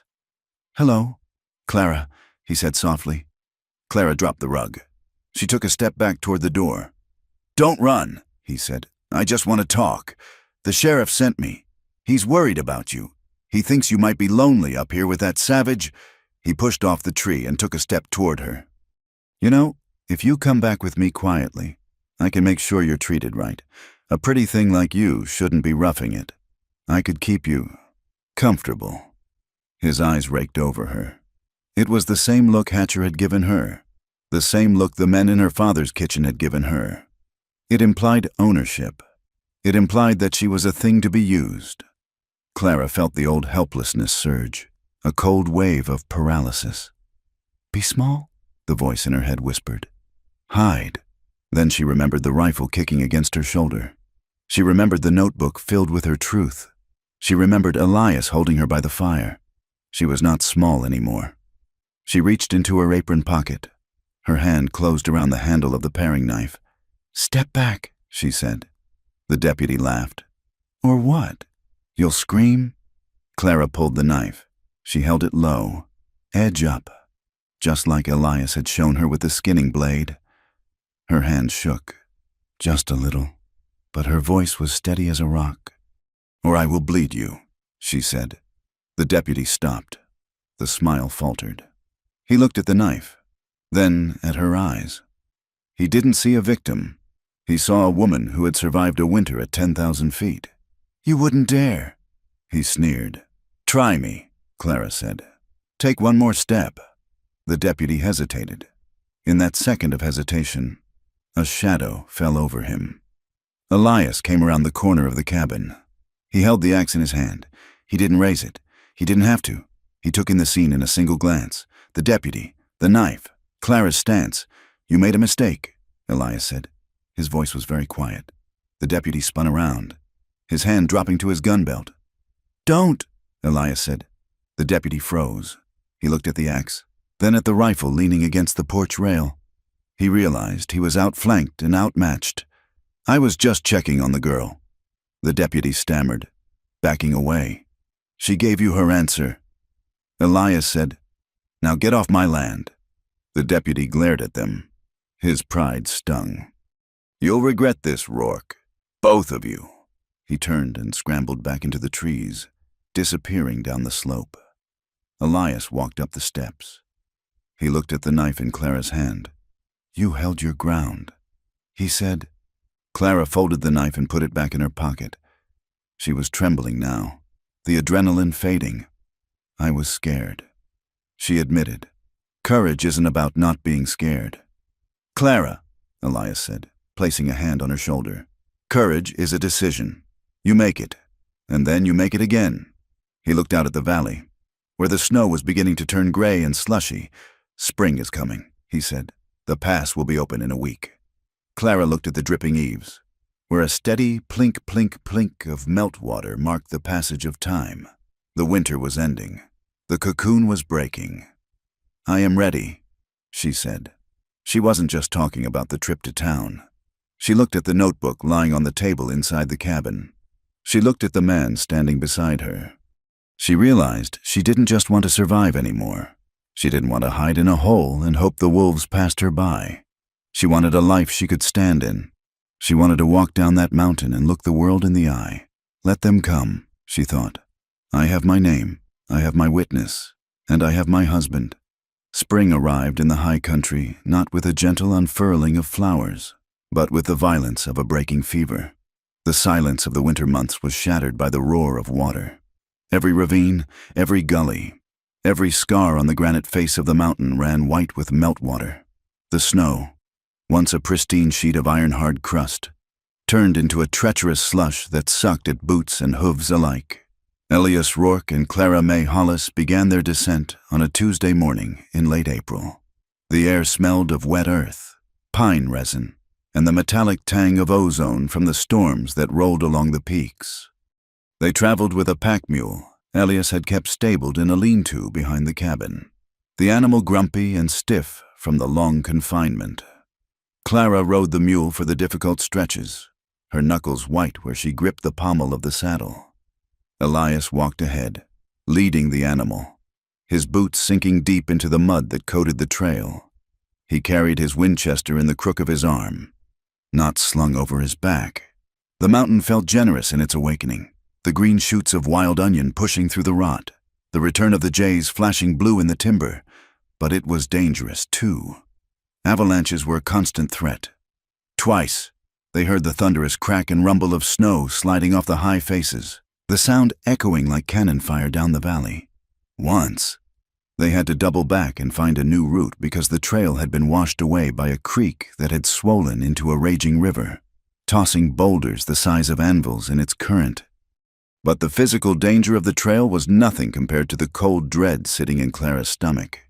Every mile they put behind them was a mile closer to Silver Creek. Every step downhill felt like walking backward into a cage she had chewed her way out of. She touched the pocket of her coat, feeling the hard rectangle of the notebook. It was wrapped in oilcloth to keep it dry. Inside were the names, the dates, the truth. It was the only shield she had, other than the man walking 10 paces ahead of her. By the second day, they reached the foothills. The air grew thicker, warmer, and heavy with the scent of coal smoke drifting up from the valley floor. They stopped at a small homestead to water the mule and buy grain. It was a rough patch of land carved out of the scrub oak, run by a couple named Benson, Mrs. Benson was hanging laundry on a line stretched between 2 aspen trees, her face worn and leathery from the wind. She watched them approach, her eyes narrowing as she took in Elias's size and the gun on his arm, and then shifting to Clara, who sat atop the mule looking pale and determined. "Water for the beast, Mrs.?" Benson asked, wiping her hands on her apron. "And grain, if you have it to spare." Elias said, "We can pay." He produced a silver coin, placing it on the fence post. "Mr." Benson came out of the barn then, carrying a pitchfork. He didn't raise it, but he didn't lower it either. He eyed Elias with the deep, ingrained suspicion of a man who believed that nothing good ever came out of the high timber. "You're the Rourke fellow, aren't you?" "Mister," Benson asked, spitting a stream of tobacco juice into the dirt. "The one who lives up past the timber line." "I am," Elias said. "And that's the Hollis girl," Benson said. It wasn't a question. Clara stiffened. She felt the weight of their gaze. It wasn't the look of neighbors greeting neighbors. It was the look of people inspecting a spectacle. "Mrs." Benson moved closer to the fence, looking up at Clara. There was kindness in her eyes, but it was a pitying, sharp-edged kindness. "You look better than they said you would." "Child." "Mrs." Benson said softly. "What did they say?" Clara asked. Her voice was steady, though her heart hammered. "Mrs." Benson glanced at her husband, then back to Clara.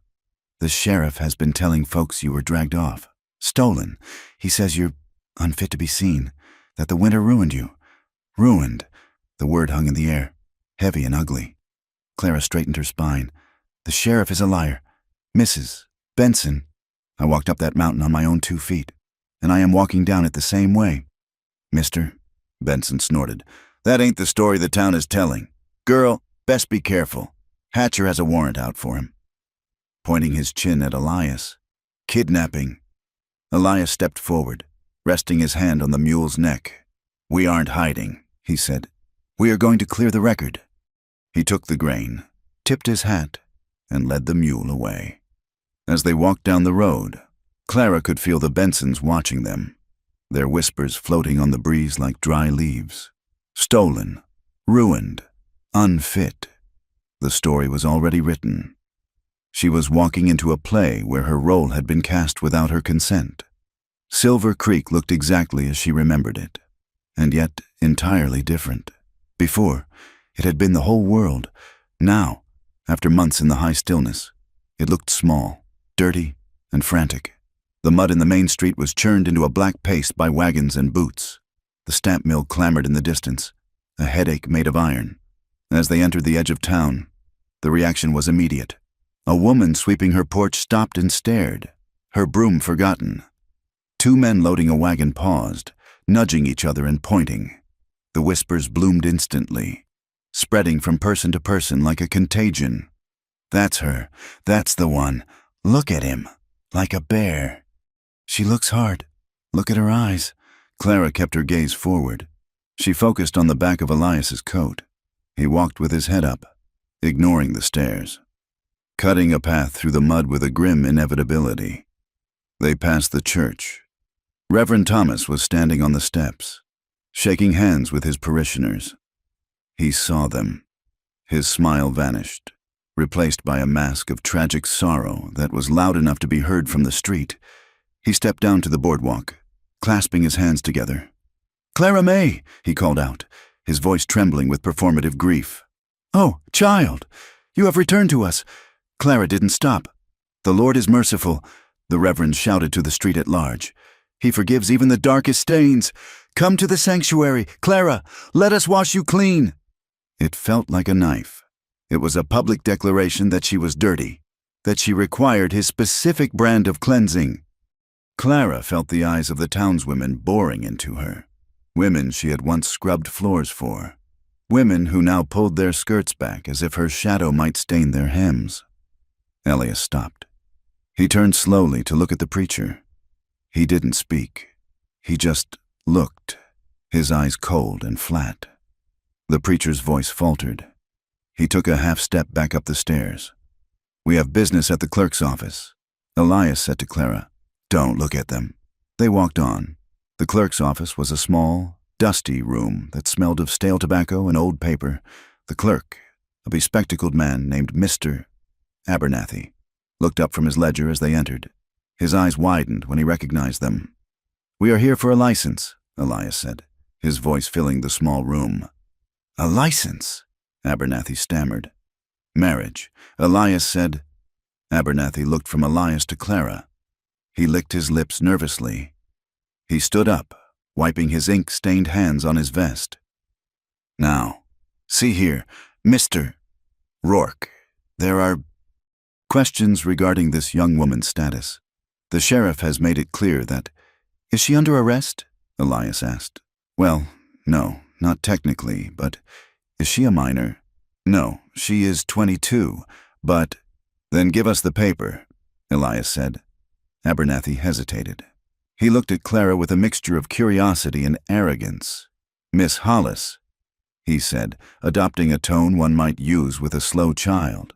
"Are you doing this of your own free will? You must understand, the law protects women from coercion. If you are afraid—" "I am not afraid of him," Clara said. Her voice was quiet. Abernathy leaned forward. "Are you of sound mind? Miss Hollis, there are reports that your father, that the strain of the winter, he was asking if she was crazy. He was asking if she was broken." Clara felt the walls of the room closing in. She felt the town outside pressing against the glass. She wanted to run. She wanted to bolt for the door and not stop until she was back in the snow, where the only judgment was survival. Her breathing hitched. She took a step back. Elias didn't look at her. He reached out and took her hand. His grip was warm, rough, and solid as a rock. He didn't squeeze. He just held her. He was an anchor in the rising tide. He didn't speak for her. He waited. Clara looked at his hand, then at his face. He was looking at the clerk, but his presence was entirely with her. She took a breath. She squeezed his hand back. "I am of sound mind, Mr. Abernathy," she said clearly. "I am choosing this. Write the paper. The ceremony, if it could be called that, took 5 minutes. There were no vows of love, no flowers, no guests, just the scratch of a pen and the exchange of $2. Do you take this woman?" Abernathy asked, rushing through the words as if he were afraid the sheriff would burst in. "I hold her," Elias said. It was an odd phrasing. Abernathy blinked, but Clara understood. When they walked back out onto the street, the sun was hidden behind the smelter smoke. But on Clara's finger, next to the wooden ring Elias had carved, was a simple band of silver they had bought from the drawer Abernathy kept for hasty unions. They went to the hotel, the only one in town that wasn't a boarding house for minors. Elias paid for a room with the last of his fur money. The clerk sneered but took the coin. Upstairs, the room was small and smelled of lavender water and dust. Elias locked the door. As soon as the boat slid home, Clara crumbled. She didn't swoon, she broke. The tension that had held her spine straight since they left the cabin snapped. She sat on the edge of the bed and buried her face in her hands. her shoulders shaking with silent, racking sobs. Elias knelt before her. He didn't try to hush her. He pulled her hands away from her face and looked at her. "It's done," he said. "I am a trap." She wept. "I am a trap. And you stepped into it. They will destroy you because of me. You should have left me on the mountain." Elias took her face in his hands. His thumbs brushed away the tears. "Listen to me," he said fiercely. "Wife isn't a word to trap me. Clara, and it isn't a word to trap you. It is a promise. I told you I would stand between you and the harm. This is just the wall I built to do it." "But they hate us," she whispered. "Let them hate," Elias said. "We don't need their love. We just need their law. And now we have it." He kissed her forehead, a gesture of infinite tenderness that contrasted sharply with the violence of the world outside. "Now," he said, standing up, "we have to finish it." Clara washed her face in the basin. She looked in the mirror. Her eyes were red, but the fear had receded, replaced by a cold, hard anger. "I need to see him," she said. "Your father?" Clara nodded. "He is the root. I have to cut it. They found Silas Hollis in the shack where she had left him. It was worse than before." The roof had partially collapsed under the winter snow, and the inside smelled of wet rot, unwashed bodies, and cheap whiskey. Silas was sitting on a crate, staring at a dead fire. He looked like a ghost. His skin was gray and draped loosely over his bones. He was gaunt, unshaven, and trembling with the tremors of a man who needed a drink to stop his hands from shaking. He looked up when the door opened. His eyes were bleary, struggling to focus. "Clara," he croaked. Clara stood in the doorway. She didn't step in. The smell was a physical barrier. "Hello? Pa?" Silas tried to stand, then slumped back. "You came back." He mumbled. "I knew you would. I told them. She's a good girl. She knows her duty." He looked at Elias, who stood behind her, filling the doorway with darkness. Silas flinched. "Who is that? Is that the man? The one Hatcher says took you?" "I took myself." "Pa," Clara said. Silas let out a wet, hacking laugh. You never took a breath without asking me first." "You ungrateful little—" He trailed off, his mood swinging violently from self-pity to rage. "You left me here to rot," he shouted, his voice cracking. "I have been starving, freezing, while you were up there playing house with a savage." Clara walked forward. She stopped 3 feet from him. "Did you sell me?" she asked. The room went silent. Silas blinked, his mouth opening and closing like a fish. "What? The night I left, in the back of the Golden Nugget. Did you sell me to Hatcher for $50? Silas looked away. He picked at a loose thread on his trousers. "A man's gotta eat. Clara," he whined. It wasn't selling. It was an arrangement. A job. I was looking out for you." $50, Clara repeated. Her voice was flat. "I fed you for 20 years, Silas screamed, slamming his hand on his knee. "I put clothes on your back. I gave you life, and you begrudge me a little help when I'm down? You were born wrong. Clara!" "Your mother was weak, and you're weak, and you've been a millstone around my neck since the day you screamed your way into this world." Elias moved. It was a blur of motion. He stepped past Clara, his hand balling into a fist, his face twisted in a snarl of pure violence. He looked ready to tear Silas apart. "Elias," Clara said sharply. Elias stopped. His fist was inches from Silas's face. Silas cowered, whimpering, covering his head with his arms. Elias stood there, vibrating with rage. He looked at the pathetic, broken man beneath him. Then he looked at Clara. She shook her head. "Not like this." Elias slowly lowered his hand. He stepped back, his chest heaving. Clara looked at her father. She felt nothing. The anger was gone. The fear was gone. There was only a vast, empty pity. "You didn't give me life. Pa," she said quietly. "You just gave me a start. I made the life myself." She turned to leave. "You can't leave me," Silas screamed after her. "I'm your father. You owe me." Clara walked out into the sunlight. She didn't look back. She saw Elias's restraint not as weakness, but as the deepest kind of love. He had wanted to destroy the man who hurt her, but he had refused to make her justice about his fists. They walked back toward the center of town. They needed to find the newspaper office, but the town was done whispering. It was ready to shout. Sheriff Hatcher was waiting for them outside the saloon. He was flanked by the deputy Clara had pulled a knife on, and two other men who looked like they enjoyed hurting people for money. Hatcher smiled when he saw them. It was a smile that didn't reach his dead eyes. "Well, look at this," Hatcher said, his thumbs hooked in his belt. "The prodigal daughter returns, and she brought her pet bear." A small crowd began to gather. Miners, shopkeepers, women with baskets. They formed a loose circle, eager for violence. "Step aside." "Hatcher," Elias said. "I don't think I will." Hatcher replied. "See, there's a matter of kidnapping. We have witnesses who say you dragged this poor girl out of her home in the middle of a storm." "That's a lie," Clara said. Hatcher ignored her. He looked only at Elias. "We're here to rescue you, Miss Hollis. You don't have to be afraid of him anymore. We'll take him into custody, and you can go. Well, we'll find a place for you." The deputy snickered. Elias shifted his weight. He pushed Clara slightly behind him. "She is my wife. Hatcher, we were married an hour ago." Hatcher's smile faltered for a second, then returned. "Sharper, a forced marriage don't count. Rourke. And even if it did, a husband can't break the law. You're coming with us." He unhitched the strap on his holster. The deputy did the same. They were pushing for a brawl. They wanted Elias to draw first. If he drew, they could kill him and call it self-defense. Clara saw the trap. She stepped out from behind Elias. "I chose!" she shouted. Her voice rang out over the mud and the noise. The crowd went silent. "I left on my own," Clara yelled, looking at the faces in the crowd. "I walked into the storm to get away from him." She pointed a shaking finger at Hatcher.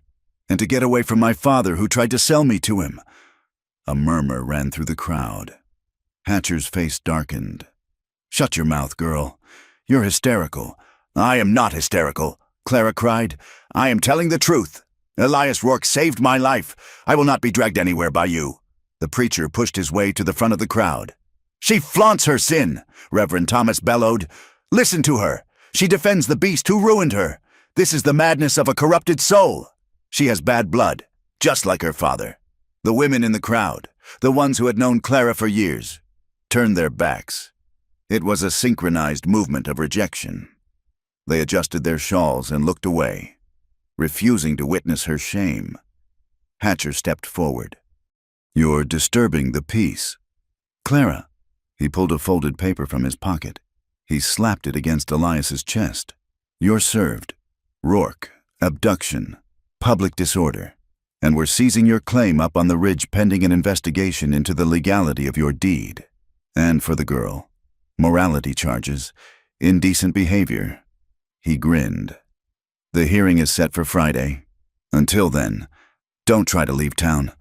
My boys will be watching," he signaled to his men, and they backed away, leaving Elias and Clara standing alone in the circle of judgment. They retreated to the hotel. They needed allies. They couldn't fight this with just a rifle and a marriage certificate. Clara thought of the people who might help. There was Hattie, the midwife who had delivered her. Hattie lived on the edge of town and didn't care much for the church. There was Arthur Sterling, the man who ran the Silver Creek Gazette. He drank too much, but he hated Hatcher. There was Mr.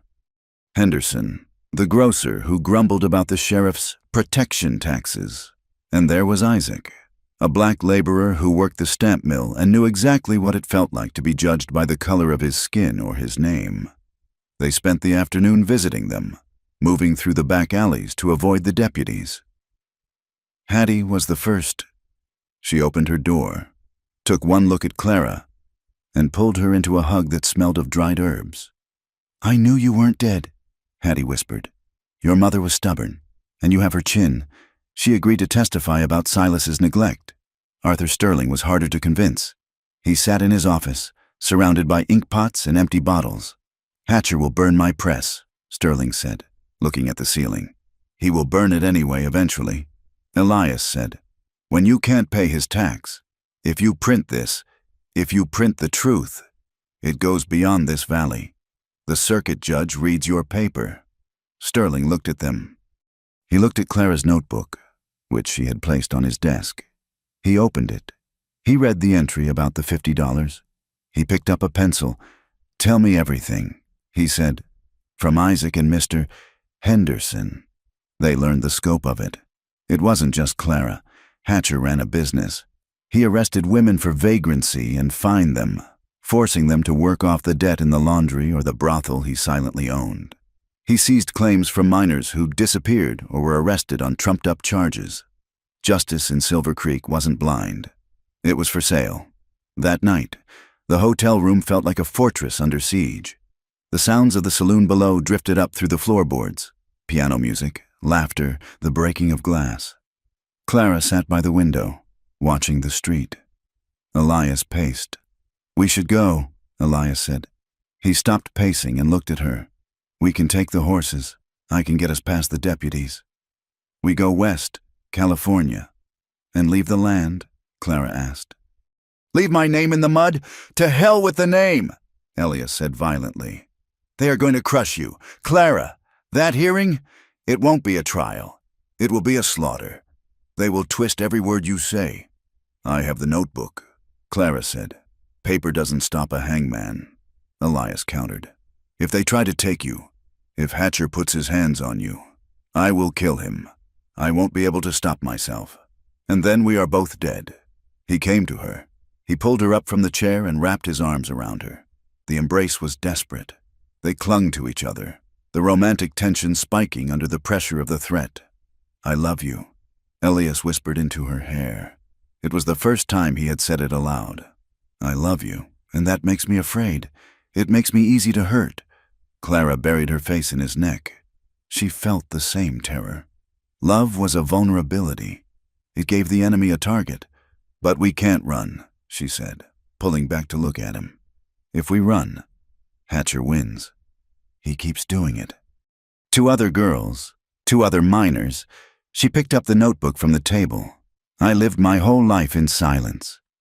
Elias, I lived afraid of my father, afraid of the town, afraid of my own voice. I won't survive another life built on that. If we go to California, I will still be the girl who ran away." Elias looked at her. He saw the steel in her spine that the winter had forged. He saw that she was right. He let out a long, ragged breath.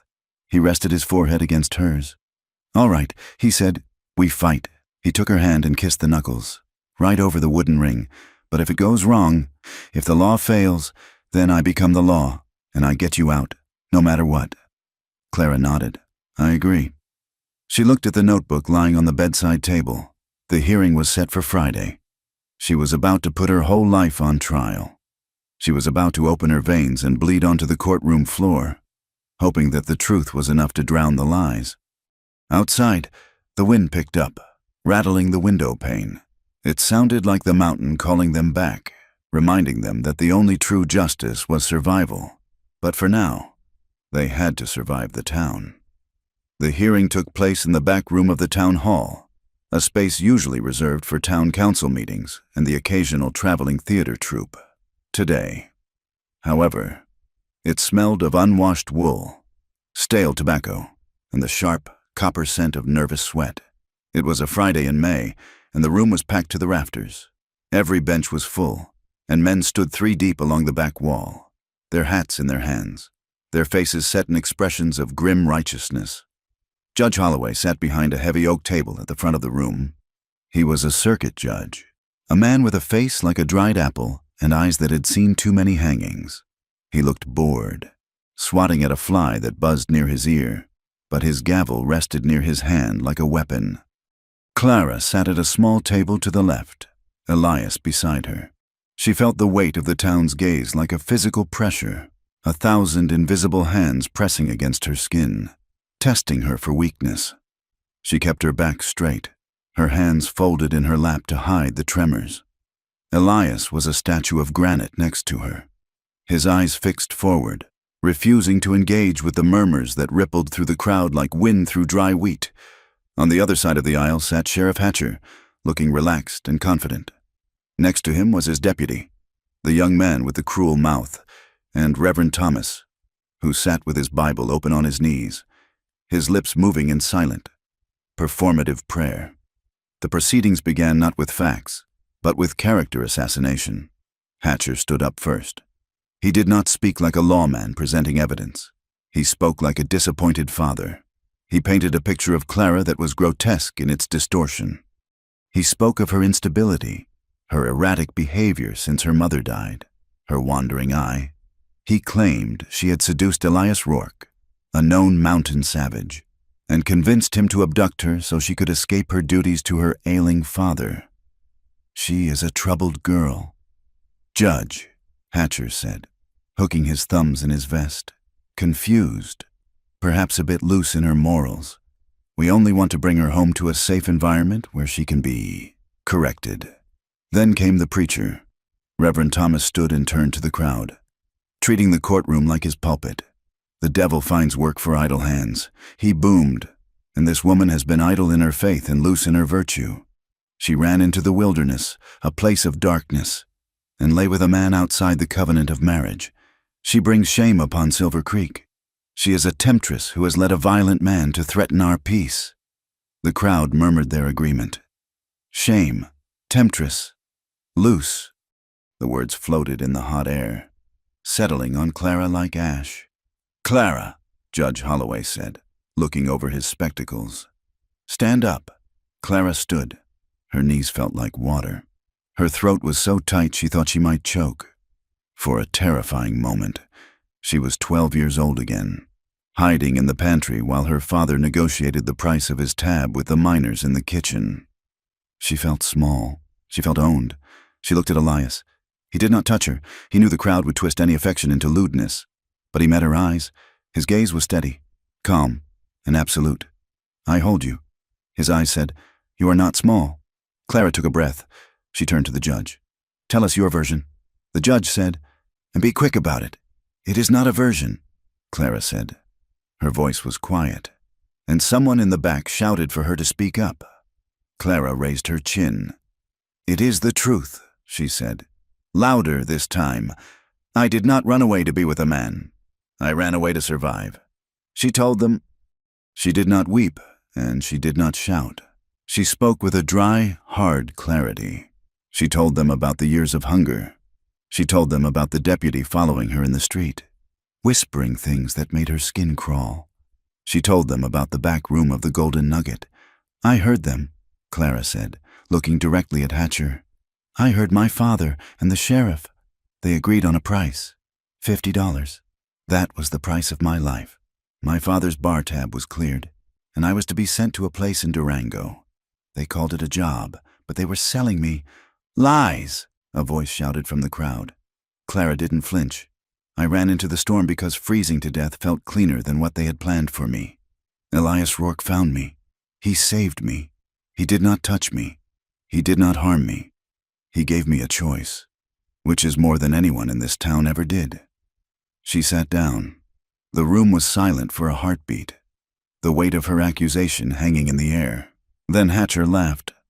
It was a dry, dismissive sound, a vivid imagination. He said, The girl is hysterical. Call Silas Hollis, the judge ordered. Silas was brought in through the side door. He had been cleaned up for the occasion. He wore a borrowed suit that was too big for his shrunken frame, and his hair had been combed flat with oil. He looked like a tragic figure, a grieving father broken by his daughter's rebellion. He took the stand, wringing his hat in his hands. Mr. Hollis, Hatcher said gently, did you ever agree to sell your daughter? Silas looked at the floor, then at the crowd. He sniffed loudly. Never, he said, his voice trembling. I love my girl. I only wanted what was best for her. I found her a good position, housekeeping, honorable work. He looked at Clara, his eyes filling with crocodile tears. I don't know why she hates me. He sobbed. I gave her everything. I worked my fingers to the bone, and she runs off with this animal. She broke my heart. The crowd made sympathetic noises. Poor Silas. Such a hard life. Clara's lawyer, if he could be called that, was Arthur Sterling, the newspaper man. He stood up, smelling faintly of gin, but his eyes were sharp. Mr. Hollis, Sterling said, you say you worked your fingers to the bone, but the mine records show you haven't worked a shift in 2 years. How have you been paying your tab at the Nugget? Friends, Silas snapped, his demeanor shifting instantly. "I have friends who help me. And this housekeeping job," Sterling pressed. "Was it at the Willow Creek house in Durango?" Silas froze. "That was a brothel. Everyone knew it. I don't recall the name." Silas stammered. "You don't recall where you were sending your only child? Stop badgering the witness," Hatcher shouted. Silas's face turned red. The tragic mask slipped, revealing the drunkard beneath. "She is ungrateful," Silas shouted, standing up and pointing a shaking finger at Clara. "She is a burden, born wrong, just like her mother. Useless mouth to feed. A man has to eat, doesn't he? A man has a right to dispose of his property." The room gasped. He had said it. Property. Silas realized his mistake. He looked around wildly, seeing the shock on the faces of the women in the front row. He turned his rage on Clara. "You little witch," he screamed. "You orchestrated this. You want to humiliate me. You are filth. You are a whore just like—" "Sit down." The judge banged his gavel. "Get him out of here." Two bailiffs dragged Silas away, kicking and screaming obscenities. The silence he left behind was heavy. The charm was gone. The monster was out in the open. "Call Hattie Miller," Sterling said. The midwife walked to the stand. She was an old woman, tough as leather, respected by every woman in the room because she had delivered half their children. She didn't look at Hatcher. She looked at the women in the crowd. "I was there when Clara's mother died." Hattie said, "It wasn't the fever that killed her. It was the cold." There was no wood in the box, no food in the larder. Silas was at the saloon. Clara was 18, trying to keep her mother warm with her own body heat. She paused, letting the image sink in. "That girl isn't bad blood," Hattie said firmly. "She is a survivor. She raised herself in a disaster. And if she ran, it is because she had the good sense to know when the house was falling down." Hatcher looked unbothered. He leaned over and whispered something to the judge. The judge nodded. "This is all very touching," Hatcher said, standing up, "but it doesn't change the law. The girl is a minor under her father's care, regardless of his character flaws. And the man, Elias Rourke, is a violent criminal." Hatcher turned to Elias. He smiled. A shark sensing blood. "Let us talk about Leadville. Mr. Rourke, 1874. You killed a man there, didn't you?" Elias stood slowly. The chair scraped against the floor. "I did not kill him," Elias said. "But you beat him within an inch of his life," Hatcher said. "A foreman. A respected man. And then you assaulted a deputy who tried to arrest you. You are a fugitive. Rourke, you have a history of violence against the law." Elias stepped out from behind the table. He looked at the crowd. The foreman was stealing wages from the men. Elias said. His voice was deep, carrying to the back of the room without shouting. He was starving families to pad his own pockets. The deputy was his brother-in-law. They came for me in the night. They didn't come to arrest me. They came to hang me without a trial. He looked at Hatcher. I fought back. I disarmed the deputy. I left him alive. If I was the killer you say I am, neither of them would have walked away. And neither would you. The threat was implicit, but it was delivered with such cold control that a shiver went through the room. Hatcher's smile tightened. "We have a warrant," he said. "An old one, but valid. You are a danger to this community." The room began to shift. The men who had come hungry for a hanging were confused. Silas had looked like the villain. Hatcher looked like a bully. Elias sounded like a man defending himself. Sterling stood up again. He held up a ledger. "If we are talking about records," Sterling said, "I have some here. Records of fines levied by the sheriff's office against women in this town. Vagrancy, loitering, disorderly conduct. All of them worked off at the laundry run by the Reverend or sent to houses out of town." He opened the book. "It seems Sheriff Hatcher receives a consulting fee from these establishments. A very generous one." "Objection!" Hatcher roared. "This is slander. It is arithmetic." Sterling shouted back. "You are running a trade in human beings, Hatcher, and Clara Hollis was just the next line item." The room erupted. Men were shouting. The judge was banging his gavel, but the sound was swallowed by the noise. The deputy, the young one, lost his temper. He jumped up, his face flushed.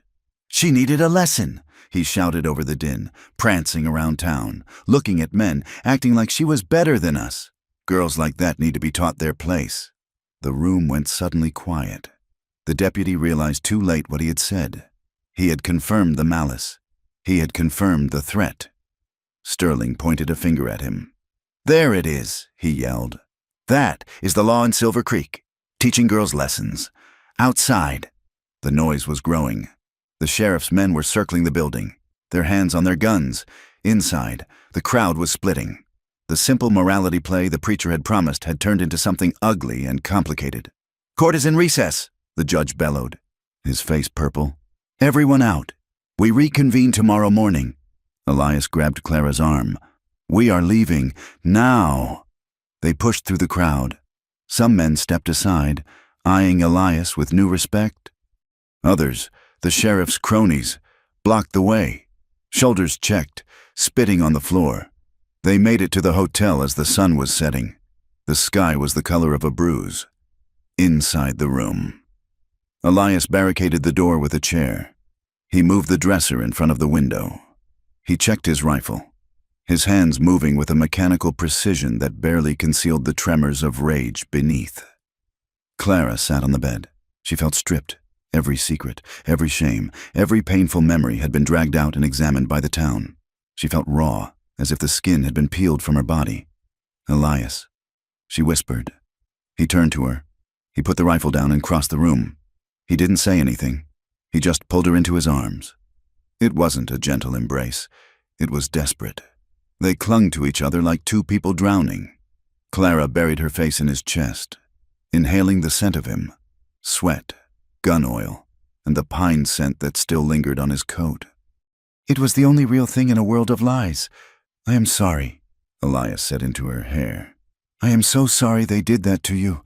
I had to say it," Clara said, her voice muffled against his shirt. "I had to let them see it." "You were brave," Elias said, "braver than any man in that room." He pulled back to look at her. His eyes were dark with fear, but it wasn't fear for himself. "I feel like a weapon," he confessed, his voice low. "Sitting there, listening to them lies. I wanted to kill them. Clara, I wanted to tear the throat out of that room. I am holding on by a thread." Clara reached up and touched his face. She traced the line of his jaw, the tension in his neck. "Don't let go," she said. "If you kill them, they win. They want you to be the monster. Don't give it to them." She pulled him down onto the bed. They lay fully clothed, tangled together, seeking the grounding of physical contact. It wasn't about escape. It was about reminding themselves that they were real, that they belonged to each other and not to the town. "I am terrified," Clara admitted into the darkness. "I am terrified that I will just become my father's story of me. The drunk's daughter, the ruin." "You are already rewriting it," Elias said. "Today." You took the pen out of their hands. You wrote the truth. "But will it matter?" Clara asked. "The judge. He looks at Hatcher and sees a partner. Then we make it matter," Elias said. They fell into a fitful sleep, waking at every creak of the floorboards, every shout from the street below. The next morning, the mood in the town had shifted. The air was heavy, charged with the static of coming violence. When the hearing reconvened, there was a new witness. It was the bartender from the Golden Nugget, a small, nervous man named Peters. He had been subpoenaed by Sterling. He looked like he wanted to be anywhere else. "Mr. Peters," Sterling asked, "were you working the night of November 12th? "I was," Peters whispered. "Did you see Silas Hollis and Sheriff Hatcher in the back room?" "I did. Did you hear their conversation?" Peters looked at Hatcher. Hatcher stared back, his eyes dead and cold, a silent threat. Peters swallowed hard. He looked at Clara. He saw the way she sat, straight and proud. Despite the hell they were putting her through. "I heard it," Peters said, his voice gaining a fraction of strength. "Silas was crying about his debt. The sheriff told him the owner wanted collateral, then the other man, the stranger, he said $50. For the girl." "Was there any mention of a housekeeping job?" Sterling asked. "No," Peters said. "The stranger said, He said she was scrawny, but young. He said the place in Durango paid a finder's fee. The courtroom erupted again. This time, the gavel couldn't stop it. The illusion of legality was crumbling. Hatcher wasn't just a hard man, he was a slaver. The judge looked pale. He looked at Hatcher, then at the angry faces of the shopkeepers and miners who were realizing that their daughters could be next. "Recess!" the judge screamed. 1 hour. Elias and Clara walked out into the hallway. The crowd parted for them, the mood ambiguous. They weren't heroes yet, but they weren't villains anymore.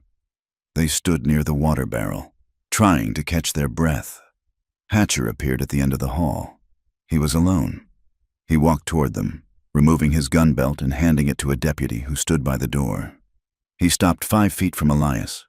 "You think you're smart, don't you, mountain man?" Hatcher said softly. "You think bringing a few crying witnesses changes anything?" "I own this town." Elias looked at him. "I think the town is waking up." Hatcher stepped closer. He invaded Elias's space. He tapped Elias on the chest with a finger. "You're a killer. Rourke, I see it in your eyes. You want to snap my neck right now? Go ahead, do it. Give me a reason to hang you." He shoved Elias. It was a hard, violent shove. "Come on," Hatcher hissed. "Fight me. Show them what you are." Elias stumbled back a step. His hands clenched into fists. The veins in his neck bulged. Every instinct in his body screamed to strike, to crush the man who had tormented Clara. Clara watched. Her breath caught in her throat. She saw the violence rising in Elias like a tide. "Don't," she whispered. Elias looked at her. He took a breath. He unclenched his fists. He looked back at Hatcher and smiled.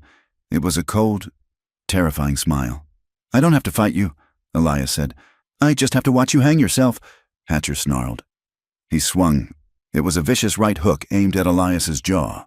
Elias didn't block it. He caught it. His hand snapped up, catching Hatcher's fist in midair. The sound of meat hitting meat was loud in the quiet hallway. Elias gripped Hatcher's hand, crushing the knuckles. He twisted, stepping in, using his leverage. He didn't punch. He swept Hatcher's legs out from under him and drove him into the wall. He pinned him there, his forearm against Hatcher's throat. Hatcher gasped, his face turning red, his feet dangling inches off the floor. Elias leaned in close. "I am not the man I was in Leadville," Elias whispered. "I have something to lose now." He let go. Hatcher slid to the floor, coughing and humiliated. Elias turned his back on him and walked to Clara. "Let's get some air," he said. They walked out the front doors of the town hall. The sunlight was blinding after the dim hallway. The crowd was gathered on the steps, arguing, shouting. The tension was at a breaking point. Suddenly, a figure lunged from the shadow of the pillars. It was the deputy, the one who had been humiliated on the stand. He wasn't thinking about the law. He was thinking about his pride. "You bitch!" he screamed. He grabbed Clara by the arm, spinning her around. He raised his hand to strike her, to drag her down the stairs. Clara didn't freeze. She didn't scream for Elias. She dropped her weight, just as she had learned on the ice. She drove her boot backward, stomping hard on the deputy's instep. As he doubled over in pain, she drove her elbow back into his ribs. It wasn't a graceful move. It was a desperate, ugly, survival move. The deputy stumbled back, gasping. "You step back!" Clara shouted, her voice ringing out over the square. The deputy snarled and reached for his gun. Elias was there. He didn't just step in. He descended. He grabbed the deputy by the collar and the belt, lifted him bodily into the air, and threw him. The deputy flew 5 feet and landed in the mud of the street with a wet thud. Elias stood on the steps, Clara beside him. He looked at the crowd, his chest heaving. "Is there anyone else?" Elias roared. "Is there any other man here who wants to hurt my wife?" The crowd looked at the deputy groaning in the mud. They looked at Hatcher stumbling out of the doorway, clutching his throat. They looked at Clara, standing tall with her fists clenched, and Elias, a wall of protective fury. And then the town split. "That's enough, Mr. Henderson," the grocer shouted. He stepped forward, standing between Elias and the sheriff's men. "This has gone on long enough. Let the girl be," a woman's voice called out. It was Hattie. More people stepped forward. The miners who had been cheated. The women who feared for their daughters. The shopkeepers tired of the taxes. They formed a wall, not facing Elias, but facing the sheriff. "Justice!" someone shouted. "We want real justice."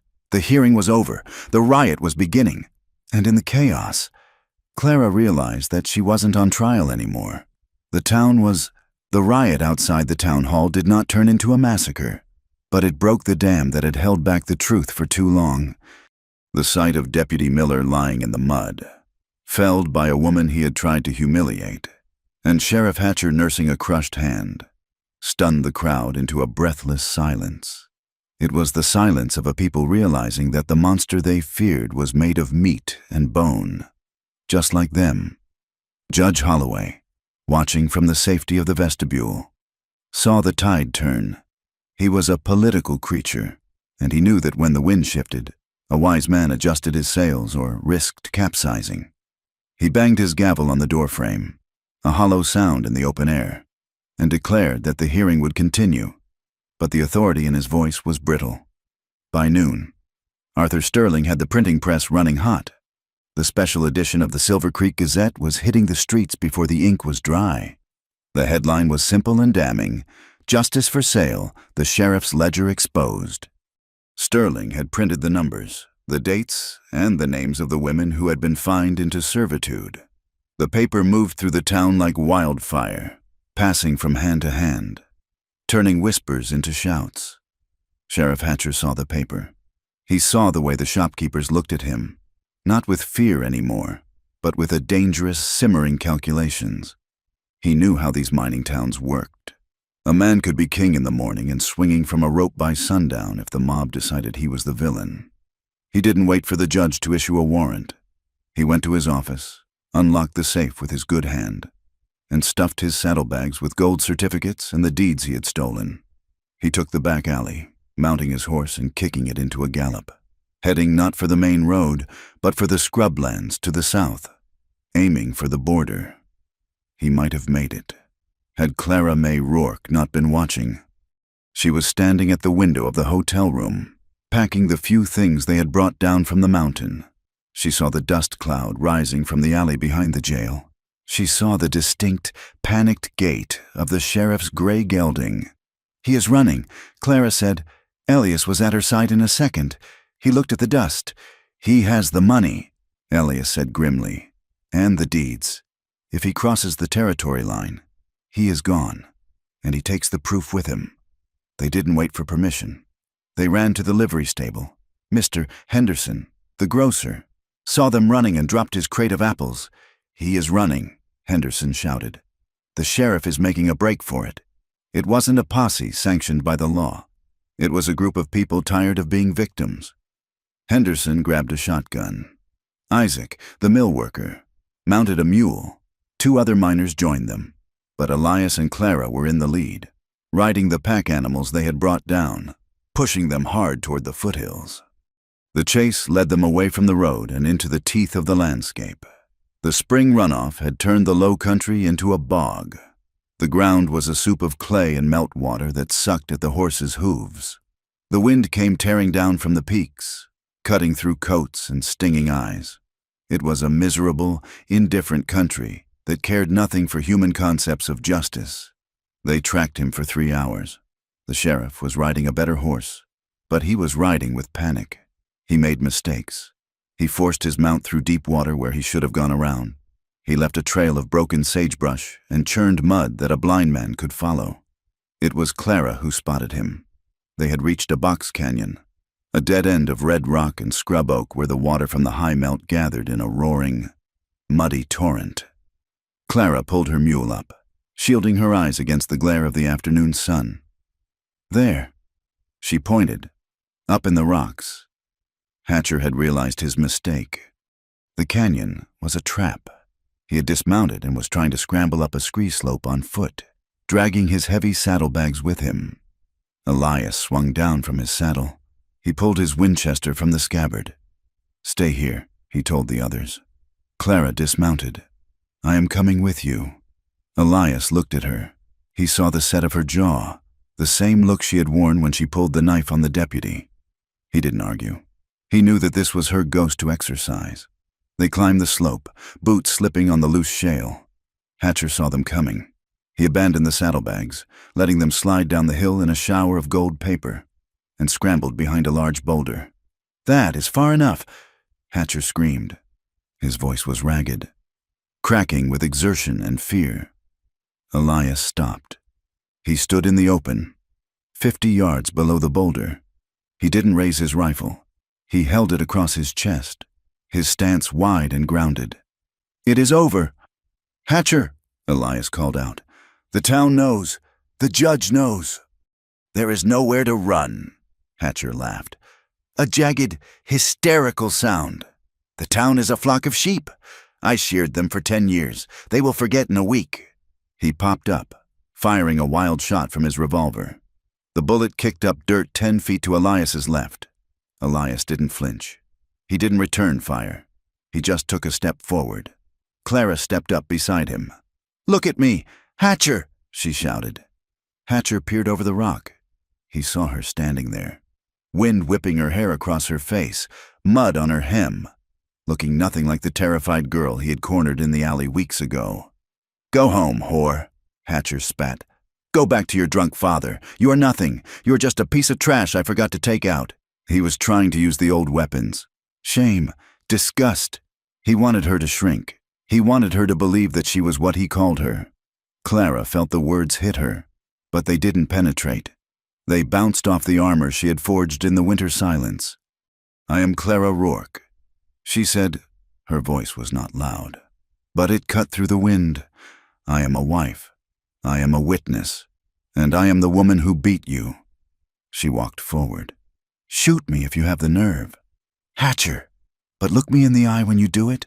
Look at the person, not the rumor." Hatcher hesitated. In his world, power came from fear. He couldn't understand why she wasn't afraid. It broke his rhythm. It made his hands shake. He stood up, leveling his pistol at her chest. "I will kill you," he snarled. "I will kill you both and leave you for the coyotes." Elias moved. It wasn't a rage-fueled charge. It was a precise, calculated action. He brought the Winchester up. He didn't aim for the chest. He didn't aim to kill. He aimed for the threat. The rifle cracked once. Hatcher screamed and dropped the pistol. He clutched his right shoulder, spinning around from the impact and falling hard against the rock. Elias worked the lever of the rifle, ejecting the spent shell, and walked up the slope. He kicked the pistol away. Hatcher lay in the dirt, groaning, blood seeping through his fingers. He looked up at Elias, expecting the killing shot. He expected the mountain man to be the savage he had painted him as. "Do it," Hatcher wheezed. "Finish it." Elias looked down at him. The anger was there, a hot coal in his chest, urging him to pull the trigger. He remembered the way Hatcher had looked at Clara in the courtroom. He remembered the threats. It would be so easy. It would be justice. But then he felt a hand on his arm. Clara was there. She didn't pull the rifle down. She just touched him. "He isn't worth the hanging." "Elias," she said quietly. Elias looked at her. He saw the peace in her eyes. She didn't need Hatcher dead to be whole. She just needed him stopped. Elias lowered the rifle. "You are right," he said. He reached down, grabbed Hatcher by the collar, and hauled him to his feet. "You are going back," Elias said to the wounded man. "You are going to stand in that courtroom, and you are going to listen to every word of the testimony. You are going to live with what you did." They marched him back down the hill. The group of allies was waiting. Henderson looked at the wounded sheriff, then at Elias. "You didn't kill him," Henderson said, sounding surprised. "Death is too easy," Elias replied. "Let him rot in a cell." The return to town was a procession. People came out of their houses to watch the sheriff being led to his own jail, bleeding and broken. The deputy, Miller, was already in a cell, having been arrested by the Citizens Committee. The power structure of Silver Creek didn't just crack, it shattered. By evening, the circuit judge had issued a formal ruling. The charges against Elias were dismissed with prejudice. The marriage was recognized as legal and binding. The deed to Elias's claim was affirmed. Sheriff Hatcher was charged with corruption, extortion, and attempted murder. The preacher, seeing the writing on the wall, had locked the church doors and refused to come out. But the town council was already drafting a letter to the bishop regarding the misappropriation of funds from the charity home. But the final piece of the puzzle was the hardest to fit. Silas Hollis was sitting on the steps of the boardwalk outside the saloon. He had been thrown out when his credit was finally, irrevocably canceled. He looked small in the fading light. He was shivering, not from cold, but from withdrawal. Clara walked up to him. Elias stood back, giving her space. Silas looked up. His eyes were red-rimmed and watery. "Clara," he rasped. You won. It wasn't a fight. Pa," Clara said. "It was just the truth." Silas wiped his nose on his sleeve. "They took my tab. Clara, they threw me out. I have nowhere to go." He looked at her with that familiar, pathetic hope. "You have a husband now. A man of property. You could take me in, just for a while, until I get on my feet. I am your father. Clara, you can't leave me in the street." Clara looked at him. She remembered the nights she had sat up waiting for him, the bruises she had covered with flour, the shame she had swallowed to protect his name.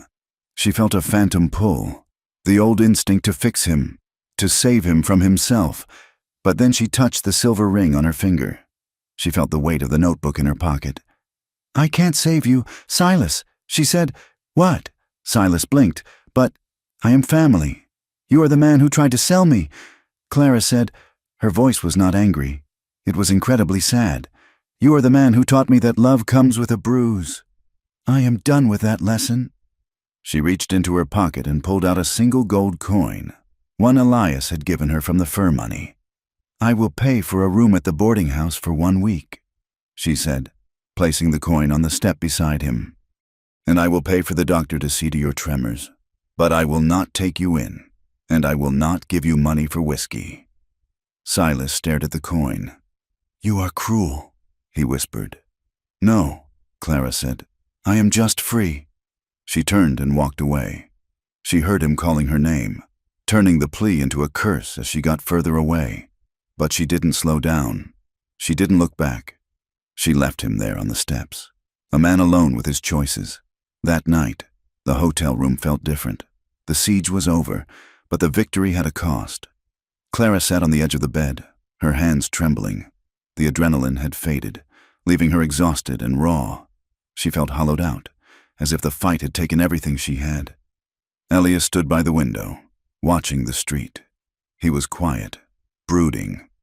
"What are you thinking?" Clara asked. Elias turned.